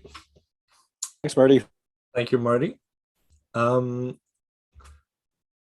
For the next question, I think we had we had Peter Nikitas. Do you want me to read your question, or do you want to ask it yourself? Go ahead and ask it. That'd be perfectly fine. Good afternoon, Martin. I enjoyed this lecture as much as all your prior ones. I'm looking forward to your future ones. Peter, I need more friends like you. I'll say the same thing. I need more friends like you, Martin. It's a deal, man. Go home. All right, so I'll read a question.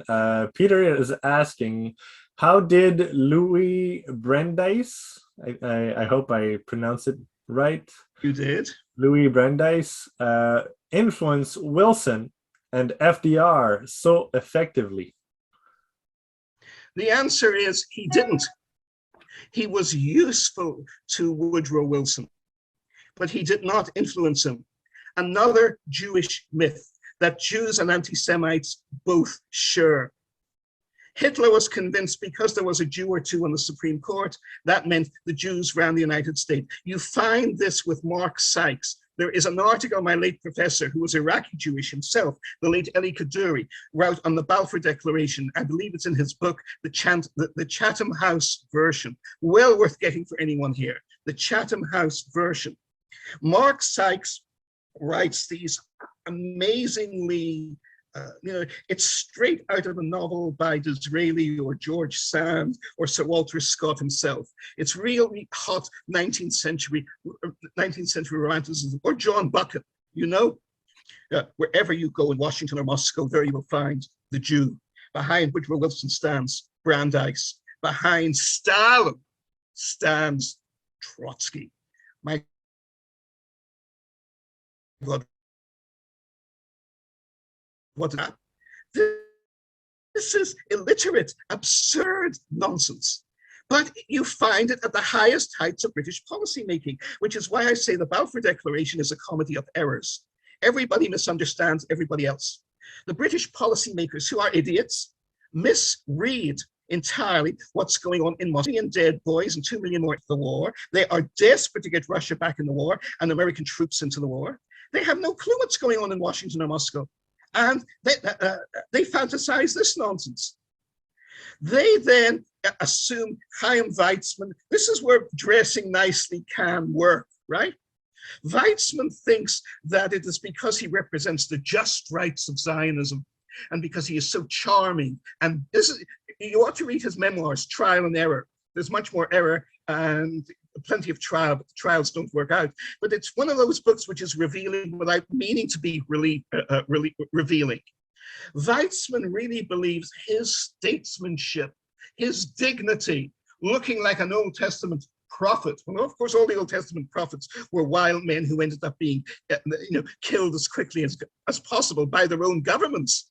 The writings had to survive for them. But Weizmann really believes his charm has won the Balfour Declaration. But this is not what is being discussed in the British cabinet or in the papers of the British cabinet. What are they saying? We are losing the war. We need the Americans in immediately. They aren't moving fast enough. We need the Russians back in. This sounds like crazy nonsense coming from Sykes, but he seems to be certain about it, and he's our expert. We need all this stuff done as quickly as possible, so we'll give them the damn Balfour Declaration. And also we need an excuse to get control of Haifa, to control the oil after the war. Churchill, incidentally, has nothing whatsoever to do with the Balfour Declaration. He is back in the government at the time, but his hands are full as Minister of Munitions. Hugely important role, as I've said in previous occasions on future ones. He is Britain's Albert Speer of World War I. He is responsible for making the guns and the poison gas. He's very enthusiastic about poison gas that will kill the Germans on the Western Front. And he does so brilliantly, formidably well. But he has nothing to do, after Gallipoli, nobody is letting him near major policy issues again yet. He gets back a year or two after the war, but during the war, he has nothing to do with the Balfour Declaration. Typically, of course, he'll take reflected glory for it when it suits him after the war. He'll take glory for it. And the English Jewish ruling class are stupid enough to listen to Churchill's lies and believe them. But he has nothing to do with it. The Balfour Declaration is given as a desperate measure because the Zionist movement is falsely thought to be enormously powerful in both the United States and the new Soviet Union. where the second revolution has just taken place. So the British ruling class are in a panic. And that's why they give the Zionist policy. And of course, it's also as an excuse to stay in Palestine and keep the French out after World War I. We're sorry, Quai d'Orsay, we're sorry, Premier Georges Clemenceau. We're sorry, Monsieur Picot. We made this promise in good heart to Mr. Weizmann and the Zionist movement and to Lord Rothschild. So, of course, we cannot possibly let Palestine go now. Too bad you will be able to get control of the pipeline and the Haifa oil refineries and the strategic ports. Well, that's life. That's why they do it. Oh, a couple of points, good questions here. I hopefully will more quickly answer. Ezra Weizmann, as I said, but I said it so quickly, I apologize for saying it too quickly, was the nephew of Chaim Weizmann. And in fact, he loathed Chaim Weizmann, and he changed the spelling of his name. Chaim Weizmann's name is spelled with 2 N's in English at the end of the name. Ezra Weizmann despised his uncle so much, even though he'd been president of the state of Israel, that he changed his name to spelling Weizmann with only 1 N to differentiate himself from Chaim Weizmann. And the famous black eye patch of Moshe Dayan, it was genuine, it wasn't there for show. He had agonizing pain in one of his eyes from having, and it was from French shrapnel that put it there when he was fighting for the British in Syria in 1941. Again, one of the most amazing twists in history. There is also, I will just mention here because you won't hear it anywhere else, it's a story I think still needs to be researched. There is an extraordinarily widespread and strong tradition in Russia that to this day, that Moshe Dayan was sent by the British on a secret mission as a liaison between the British Armed Forces Army and to see how the Red Army was doing in late 1943.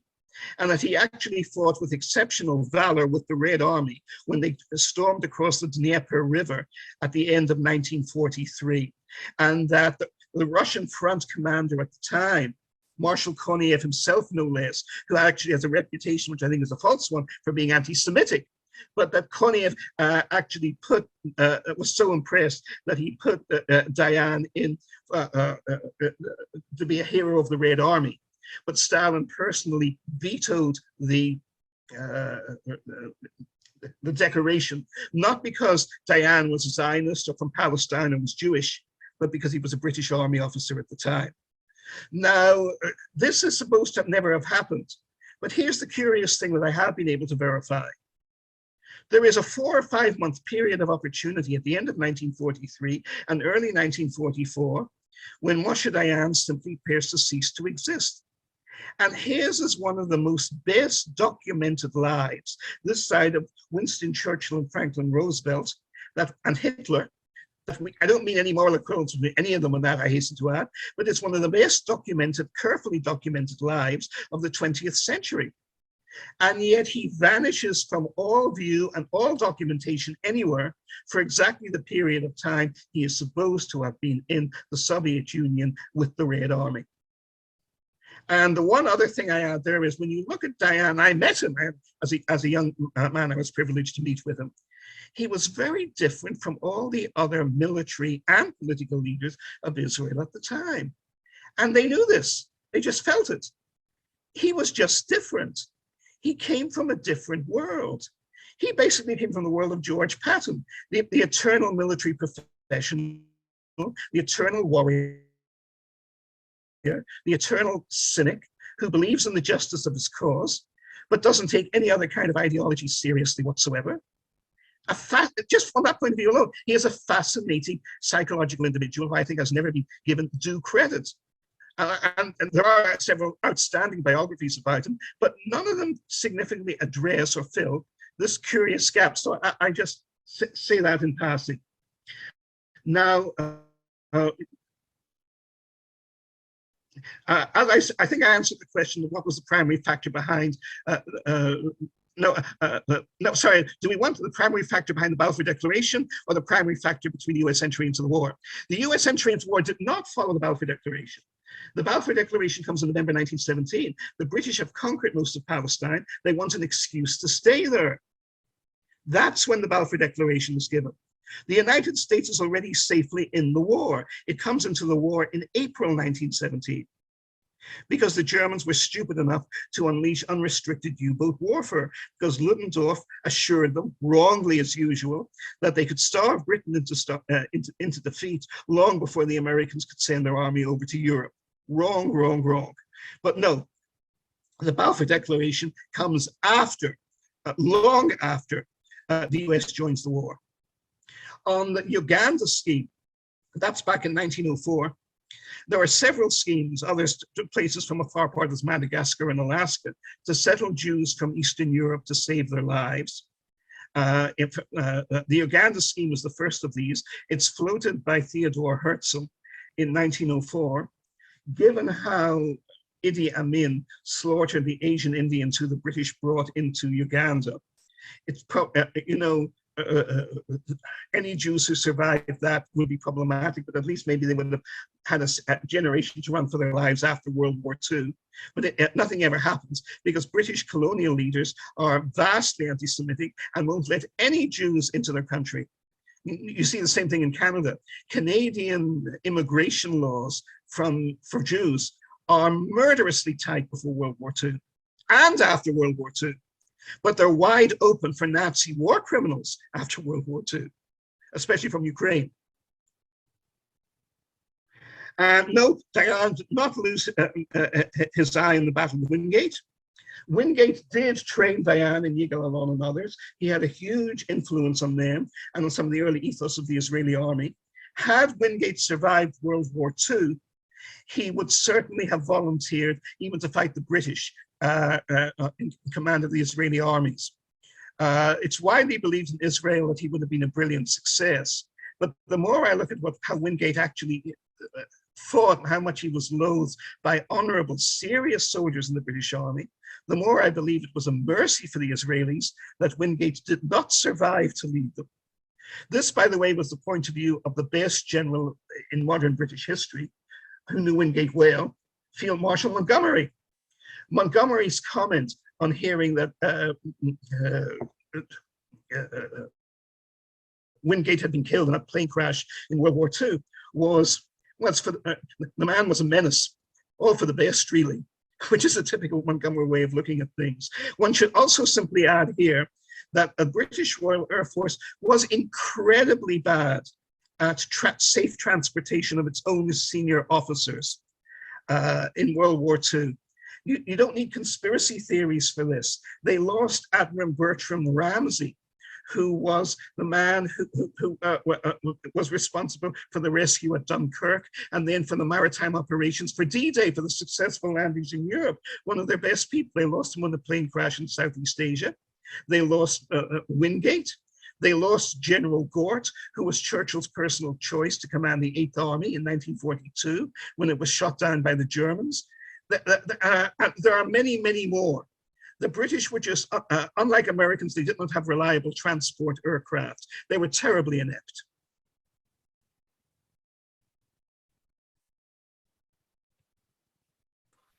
All right. Well, Marty, you've been looking in the chat. You're answering all of the questions at once. They're great questions. Yeah. Well, less work for me. That's good. I appreciate it. Yeah. I'm a Woody Allen fan too, absolutely. And Thomas, an excellent point from you, because to this day, Churchill's lie about he's the one who knows how to handle stuff. I recommend again, there are many excellent books on this, but the best are Nigel Hamilton's trilogy on the life of FDR as leader in World War II. From from Pearl Harbor through to his death at the end of the war. These are superb books. And there's a wonderful book by Professor Susan Butler called FDR and Stalin. And again, you'll find material in these books you won't find anywhere else. And it's not, again, that it was deliberately hidden or buried. It's that people simply weren't good enough to either find it or to recognize the significance of it when it was staring them in the face. I'll give you actually a small example of this. And Butler rightly makes a major point of this in her excellent book. And it is when FDR died, his foreign secretary and prime minister, Vyacheslav Molotov, the foreign secretary of the Soviet Union, goes in to immediately discuss the issue with them. And he's not just amazed, but terrified to find Stalin weeping uncontrollably in mourning over the death of Franklin Roosevelt. And Molotov is petrified. He acknowledges this after Stalin died. He doesn't know how to react. Because as Solzhenitsyn writes in The First Circle, dealing with Stalin personally was like dealing with an unexploded bomb. It was perfectly harmless as long as you didn't touch it, but you never know the slightest movement that would set it off, and then you were dead. And he had never seen Stalin cry. Stalin had not cried when he learned his son had been captured by the Germans and then executed, his favorite son, supposedly. He had not cried when his own wife either committed suicide or was murdered by him. He had not cried when Lenin died, but he cried when Franklin Roosevelt died. He tasked the NKVD immediately with a major operation to find out if there was any evidence that Roosevelt had been deliberately murdered to end his cooperation with the Soviet Union. It's a credible theory. There is not the slightest hint for it. And even the NKVD, which was useful to pleasing Stalin by even inventing things to support his paranoia, never came up. This is clear from the archives, which were opened after 1989, never came up with the slightest hint of evidence of this. And in fact, as I've said before, the miracle and the real untold story of FDR's, actually a story Nigel Hamilton does tell, in the last 18 months of his life was not that he died when he did, but that he lived so long. He was a dying man when he came back from Tehran in October 1943. And one of the great untold heroes of World War II for the United States is Dr. Howard Brun, the young cardiologist who kept the president alive against all odds from October 1943 to his eventual passing in April 1945. Now, as far as the Churchill story goes, again, Churchill lied. He's good at that. Churchill famously is asked by Lord Moran, and that was my wife in the background, no harmless pets were handed. Tanya's back? Oh, okay. Oh, sorry. Our second daughter has just, who loves surprises, has just unexpectedly popped in from Manhattan. But that always is guaranteed to put me off. But Churchill, yeah, in the Second World War, this is Churchill's story. I alone knew how to handle him. But in October 1944 in Moscow, Churchill, while drunk, which is easy to happen at a Kremlin banquet, or as I can testify, at least at any drinking party in Moscow, signs what becomes known as the dirty document. That's his own joking name for it. It is a written agreement scrawled on a napkin with Stalin to divide up zones of influence in Eastern Europe. It's not on Poland because they already know that Stalin will not give up anything on Poland. And with the Red Army there, there's nothing that the British and the Americans can do anyway. But he grants Russia control of Romania and Bulgaria and Yugoslavia and other parts of the Balkans, as long as the British can have control of Greece. And ironically enough, Stalin honors the agreement. He makes no effort to move the communists or the Red Army into Greece or to destabilize Greece after the war. He honors the document. But it is central in the Churchill and his foreign secretary, Anthony Eden, are writing between each other. It is absolutely vital that the Russians know about this document. They signed the document with the Russians, but it must be kept secret from the Americans. They will be outraged at us if they discover we were dividing up Europe like this. This is 6 months before the Yalta Agreement. And the Americans are furious that the British have given all this up about the rights of nations in Central Europe, and it is Churchill who gives it all up to Stalin. It is not Franklin Roosevelt. But you see, FDR dies in 1945. General Marshall is so old-fashioned, and also he works full-time for Harry Truman, who loathes FDR. So there is no way that, put it, there is no way that Harry Truman will allow any of his own top people to say anything that makes Franklin Roosevelt look good. He hates Franklin Roosevelt, and his drunken meanderings with Merle Miller, which are recorded very revealingly in the book Plain Speaking, he makes this clear. He takes nasty snide digs, which are usually lies and unfounded slanders, at FDR at every possible occasion. So FDR's name is repeatedly slandered after his death. And neither he nor his top advisors at Yalta are there. His top personal aide, General Watson, dies in the Mediterranean on the way home.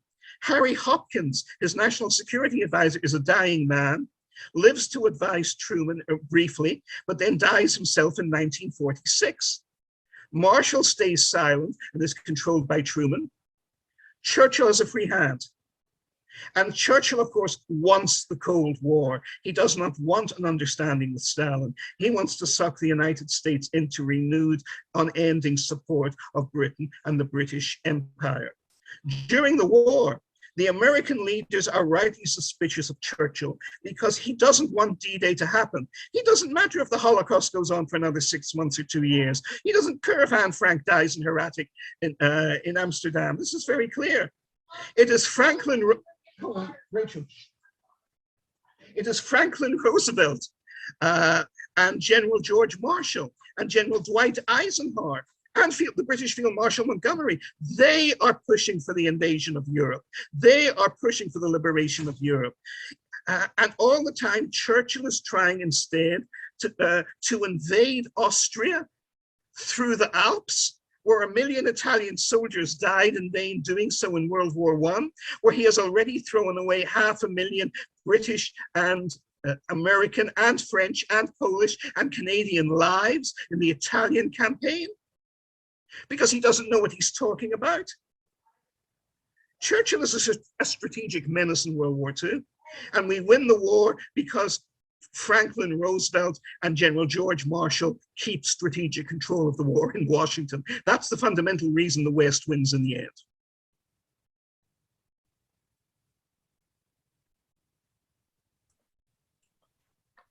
All right. Sorry, Jabotinsky, I made a note on this, but let me add it here too. It's very revealing. Jabotinsky did not see himself as a reincarnation of Judas Maccabee, because Judas Maccabee was a winner. Jabotinsky and Menachem Begin both saw themselves as reincarnations of Simon Bar Kokhba, who launched an insane suicidal war that, of course, was glorious. When you read about it in the history books and you read stupid childish poetry about it, it was glorious, not to anything else, against the Romans in 132 Common Era, 132 AD. And in fact, the late mayor, the legendary Teddy Kollek, late mayor of Jerusalem for 28 years, and I was privileged to meet him on many occasions. He loathed Begin, despised him. He was a Ben-Gurion man right down the line. And he lived his whole life for generous and peaceful, genuine coexistence and partnership between the Israeli and Palestinian peoples. And he ran Jerusalem as best as he was allowed to within those parameters. And what he said about Begin was, Begin is the kind of man who knows how to die for Israel. He's very good at that, but he doesn't have a clue how to live for it.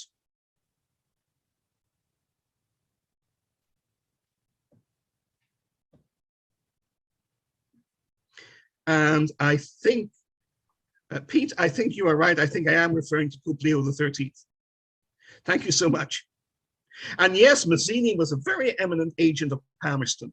And again, there is a consistency in this. The British using liberal international romantic twits to destroy major empires in the name of freedom. And then the ruling class gets rewarded by the British.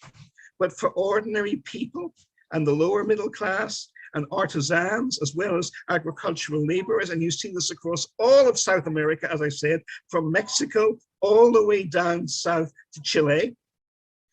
People are flung into dark ages of chaos and enslavement and misery, for, in Mexico's case, for 100 years. Yeah, there was a follow-up by Sam. The last question, is there any British historical figure more deserving of being cancelled than Winston Churchill? What do you think? Well, in terms of the scale of what he did, there are so many bunglers there, the list is long. Churchill does have real achievements to his name as well, as I've said on previous tackling of Churchill. You can take endless bites of Churchill and you can make him look the best figure in human history and with accurate facts, and you can make him look the worst figure in human history.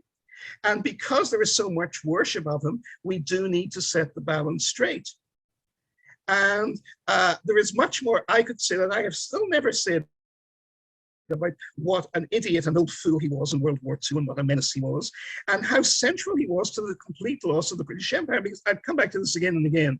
The one fundamental reason the British Empire fell was because 1 million British boys were slaughtered in World War I, and millions more were crippled and injured. And it had equally distorting effects in other ways. It wasn't just Britain. The same effects were felt throughout Europe, in Italy, in France, in Germany, in Russia. The Habsburg Empire would still be here.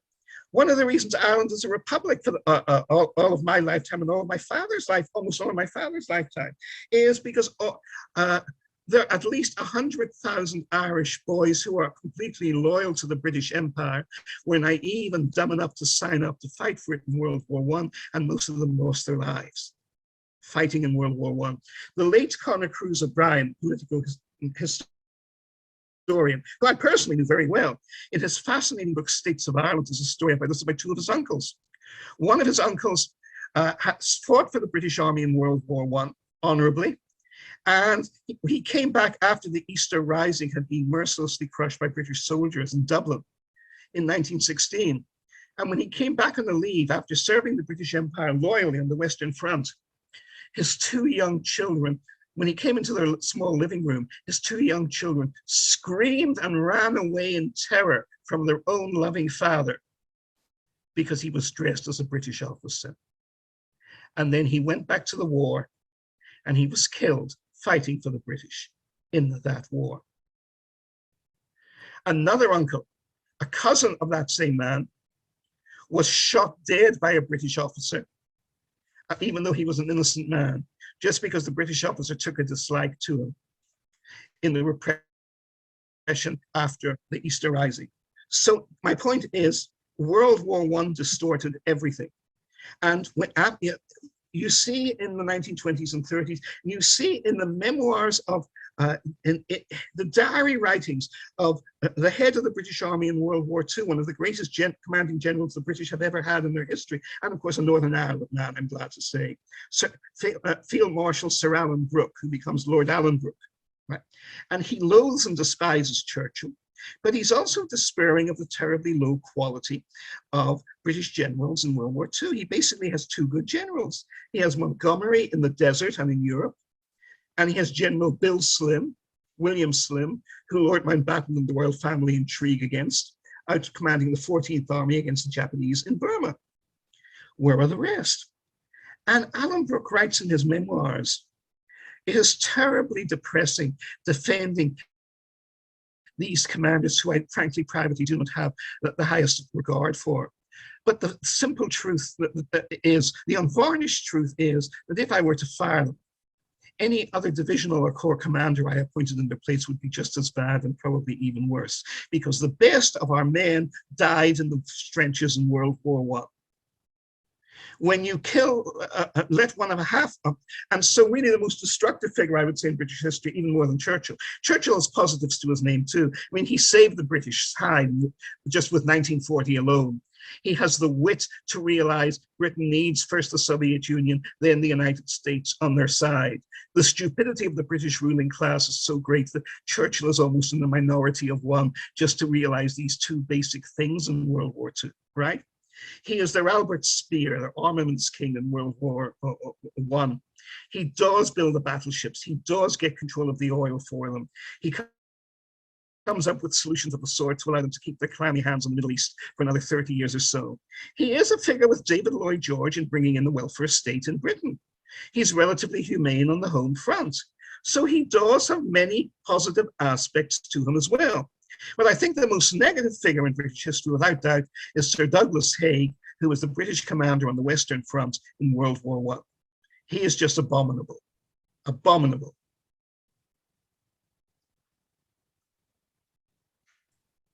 Sam, did you want to continue on this, or did you have any comments, questions for Marty? That's the only one I see right now. I've got no disagreement with you, Sam. I grew up being that way. I grew up revering Churchill. And as I said, I think I've said to at least one more previous presentation here, I didn't even start to lose my worship for him until I was well into middle age, for one very specific reason. I was in Turkey, and for the first time, I've been there often. That's a country I love visiting. But for the first time, I had the time to go and travel on the battlefields of Gallipoli, and incidentally, also the ancient site of Troy, which is exactly right beside them. It's literally about 10 or 20 miles away, if less of anything. But when you walk the battlefields of Gallipoli, I suddenly realized that everything Churchill had written about them in the world crisis, where he writes that, and you know, he's a great, he really is in the tradition of British 19th century melodramatic drama himself. You know, he loves to write about 19th and 18th century battles, the flying of the colors, the gallant charges of the cavalry, all this infantile nonsense, all this infantile crap, right? And when he's talking about Gallipoli, the center point of his whole narrative is the gallant Australian soldiers charging up the hill to take a key hilltop, the Battle of Silver Bay, right? In the Battle of Silver Bay.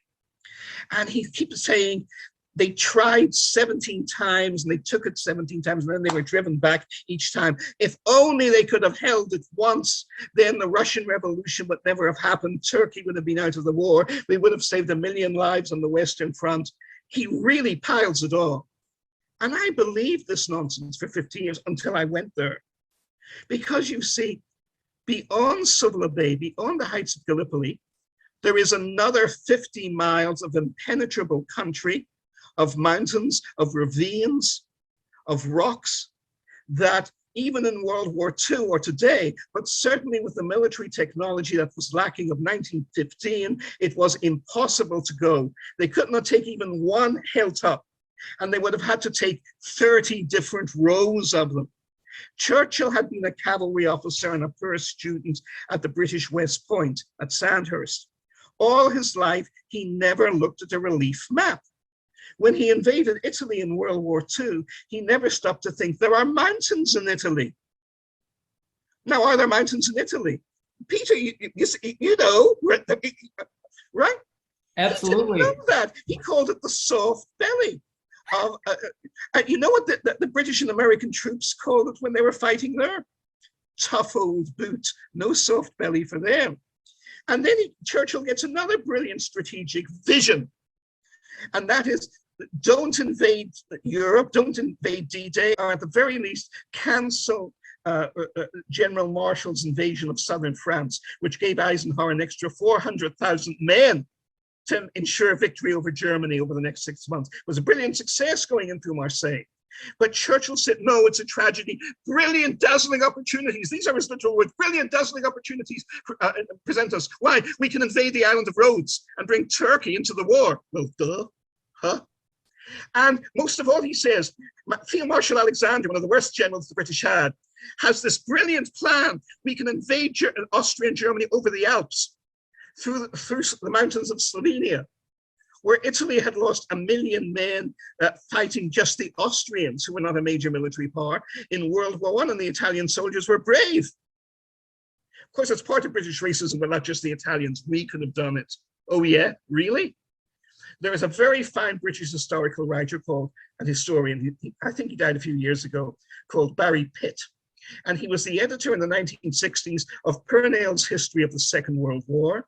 And in Canada and the United States, you may have seen the work republished as the Ballantine Battle Books. They're all filled with marvelous photographs of World War II and all written by first-class scholars and historians and senior military officers. And Pitt was a very fine historian himself. And Pitt, in one of his editorials in the history of the Second World War, discusses Churchill's theory. You know, we should never have invaded Normandy. We should never have invaded southern France. We should have gone through the Ljubljana Gap in the Alps. And Barry Pitt has one very simple question to put, you know, against this theory. How? How are you going to do it? It's impossible. But the impossible never bothered Churchill. He never achieved the impossible, but he never lost a moment's sleep in the hundreds of thousands of lives he threw away in trying to achieve the impossible again and again. And you have to read Alan Brooke's diaries, which are very funny and very vicious and very well written and very accurate to see this picture. Again, you know, 1944, this really happened. Memorandum of the Prime Minister to the General Marshal of Britain, to General Alan Brooke, right, the professional head of the British Army. Remember, there are already 2 million Canadian and American soldiers in Britain, and 1 million British soldiers with them preparing to invade Normandy. Normandy. The plans for the great liberation of Europe are already well advanced, but Churchill wants to scrap them because a precedent from 150 years, 130 years earlier. Prime Minister to Chief of the Imperial General Staff. It's an official state communication. Do you not think it is unwise for us to risk so much on attacking the German army so close to its home base, where it is strongest? Why should we not rather use our command of the seas and maritime supremacy and do as Sir John Moore and the Duke of Wellington did 130 years ago and establish ourselves securely in Portugal and then in Spain first? The reply comes within 24 hours. Chief of the Imperial General Staff to Prime Minister. But my dear Prime Minister, the Pyrenees Mountains are in the way.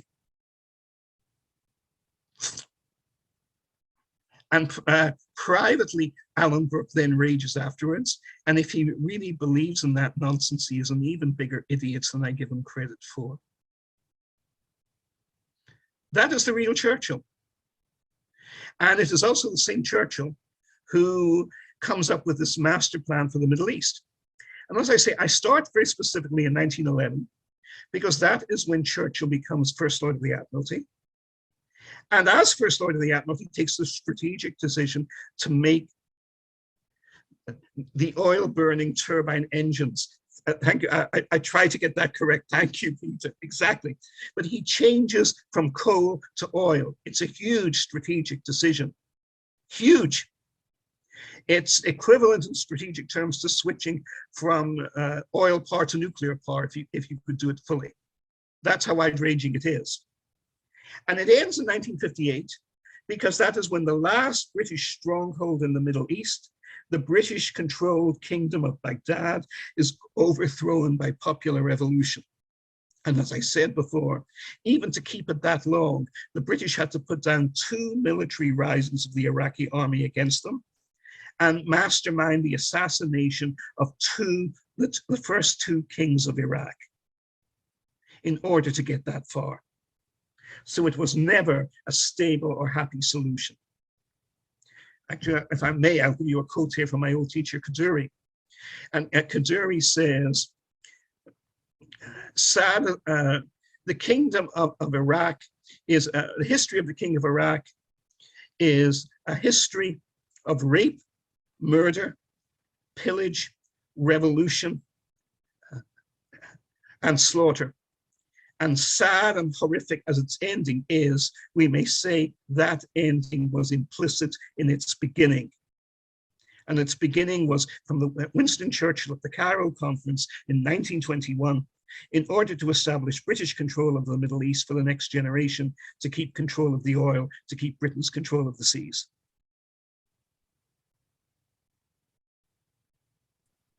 Very good, very good. Okay. I think it's been 2 hours and a half. I don't know how much time you want to go for, Marty, but I think you did I mean, a great job today. The longer Hulk talks, the stronger Hulk gets. But actually, I see here, if I may, Tom, again, thank you. Wonderful points too. I love the movie The Battle of Britain too. I adore it.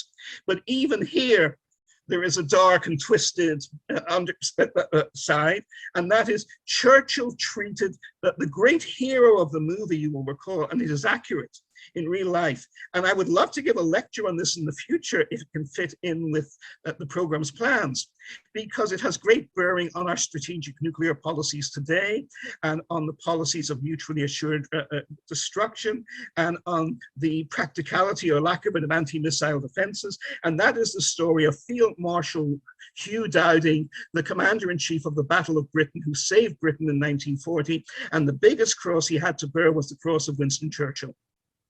And Churchill thanks Dowding for his victory by firing him in a squalid tree immediately after the battle.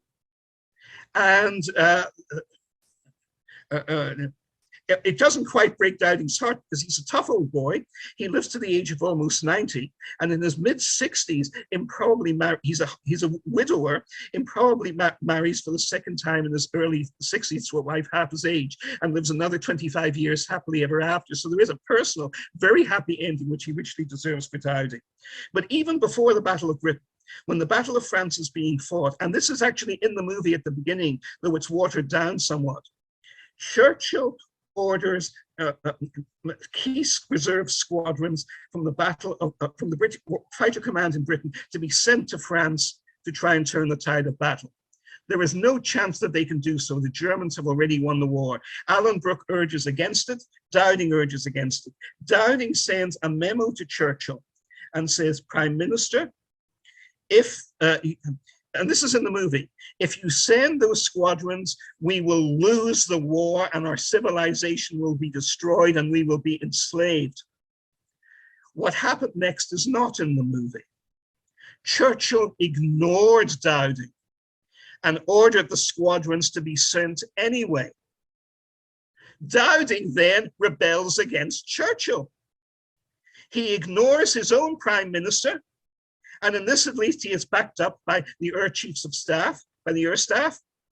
And Churchill simply is so sloppy, he never realizes the order has not been fulfilled. Churchill refuses to send those squadrons, and those squadrons are the crucial margin of error in winning the Battle of Britain. There is also, of course, actually a very specific Polish aspect to this, which we ought to remember.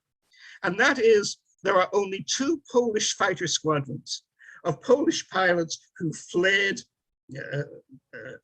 were able to escape even without their planes from Poland at the end of World War II, and eventually come to Britain and volunteer to fly for the Royal Air Force. The British have great reluctance to use them in the Battle of Britain because of the language problems, and because Polish pilots are much more free-spirited than quiet British ones are, and it's hard to keep them in control in the air. They're exuberant. They like to, do aerobatics when they've had military victories and the like. They don't like the tight formations that the British love so much. Even Dowding at first shares this prejudice, until in desperation, he allows the first Polish squadron into combat action. Over the next 2 months, when Western civilization is hanging in the balance, 25% of all Luftwaffe aircraft shot down by the RAF in the Battle of Britain are shot down by those 2 Polish squadrons. And that is very worth remembering.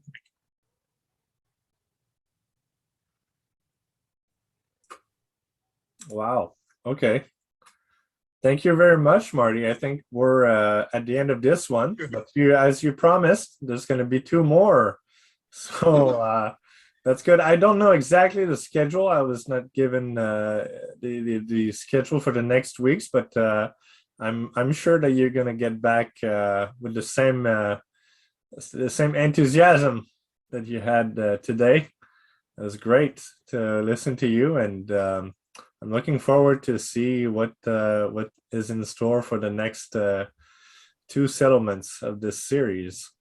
So everybody, very happy to have been here with you today. Great questions that were asked. Thank you very much, Marty. And I think we're gonna sign off for this one, and looking forward for the next. That's good. Again, thank you. My pleasure and my privilege. Thank you, my friend. You're welcome. Great. And next week, certainly Matthew is going to be there to host. Yay. So, yeah. So it's going to be good. All right. Thank you, everybody. And have a good Sunday evening. And you folks. Thanks. Take care. Marty. Thanks, guys. Okay, Marty. Thank you.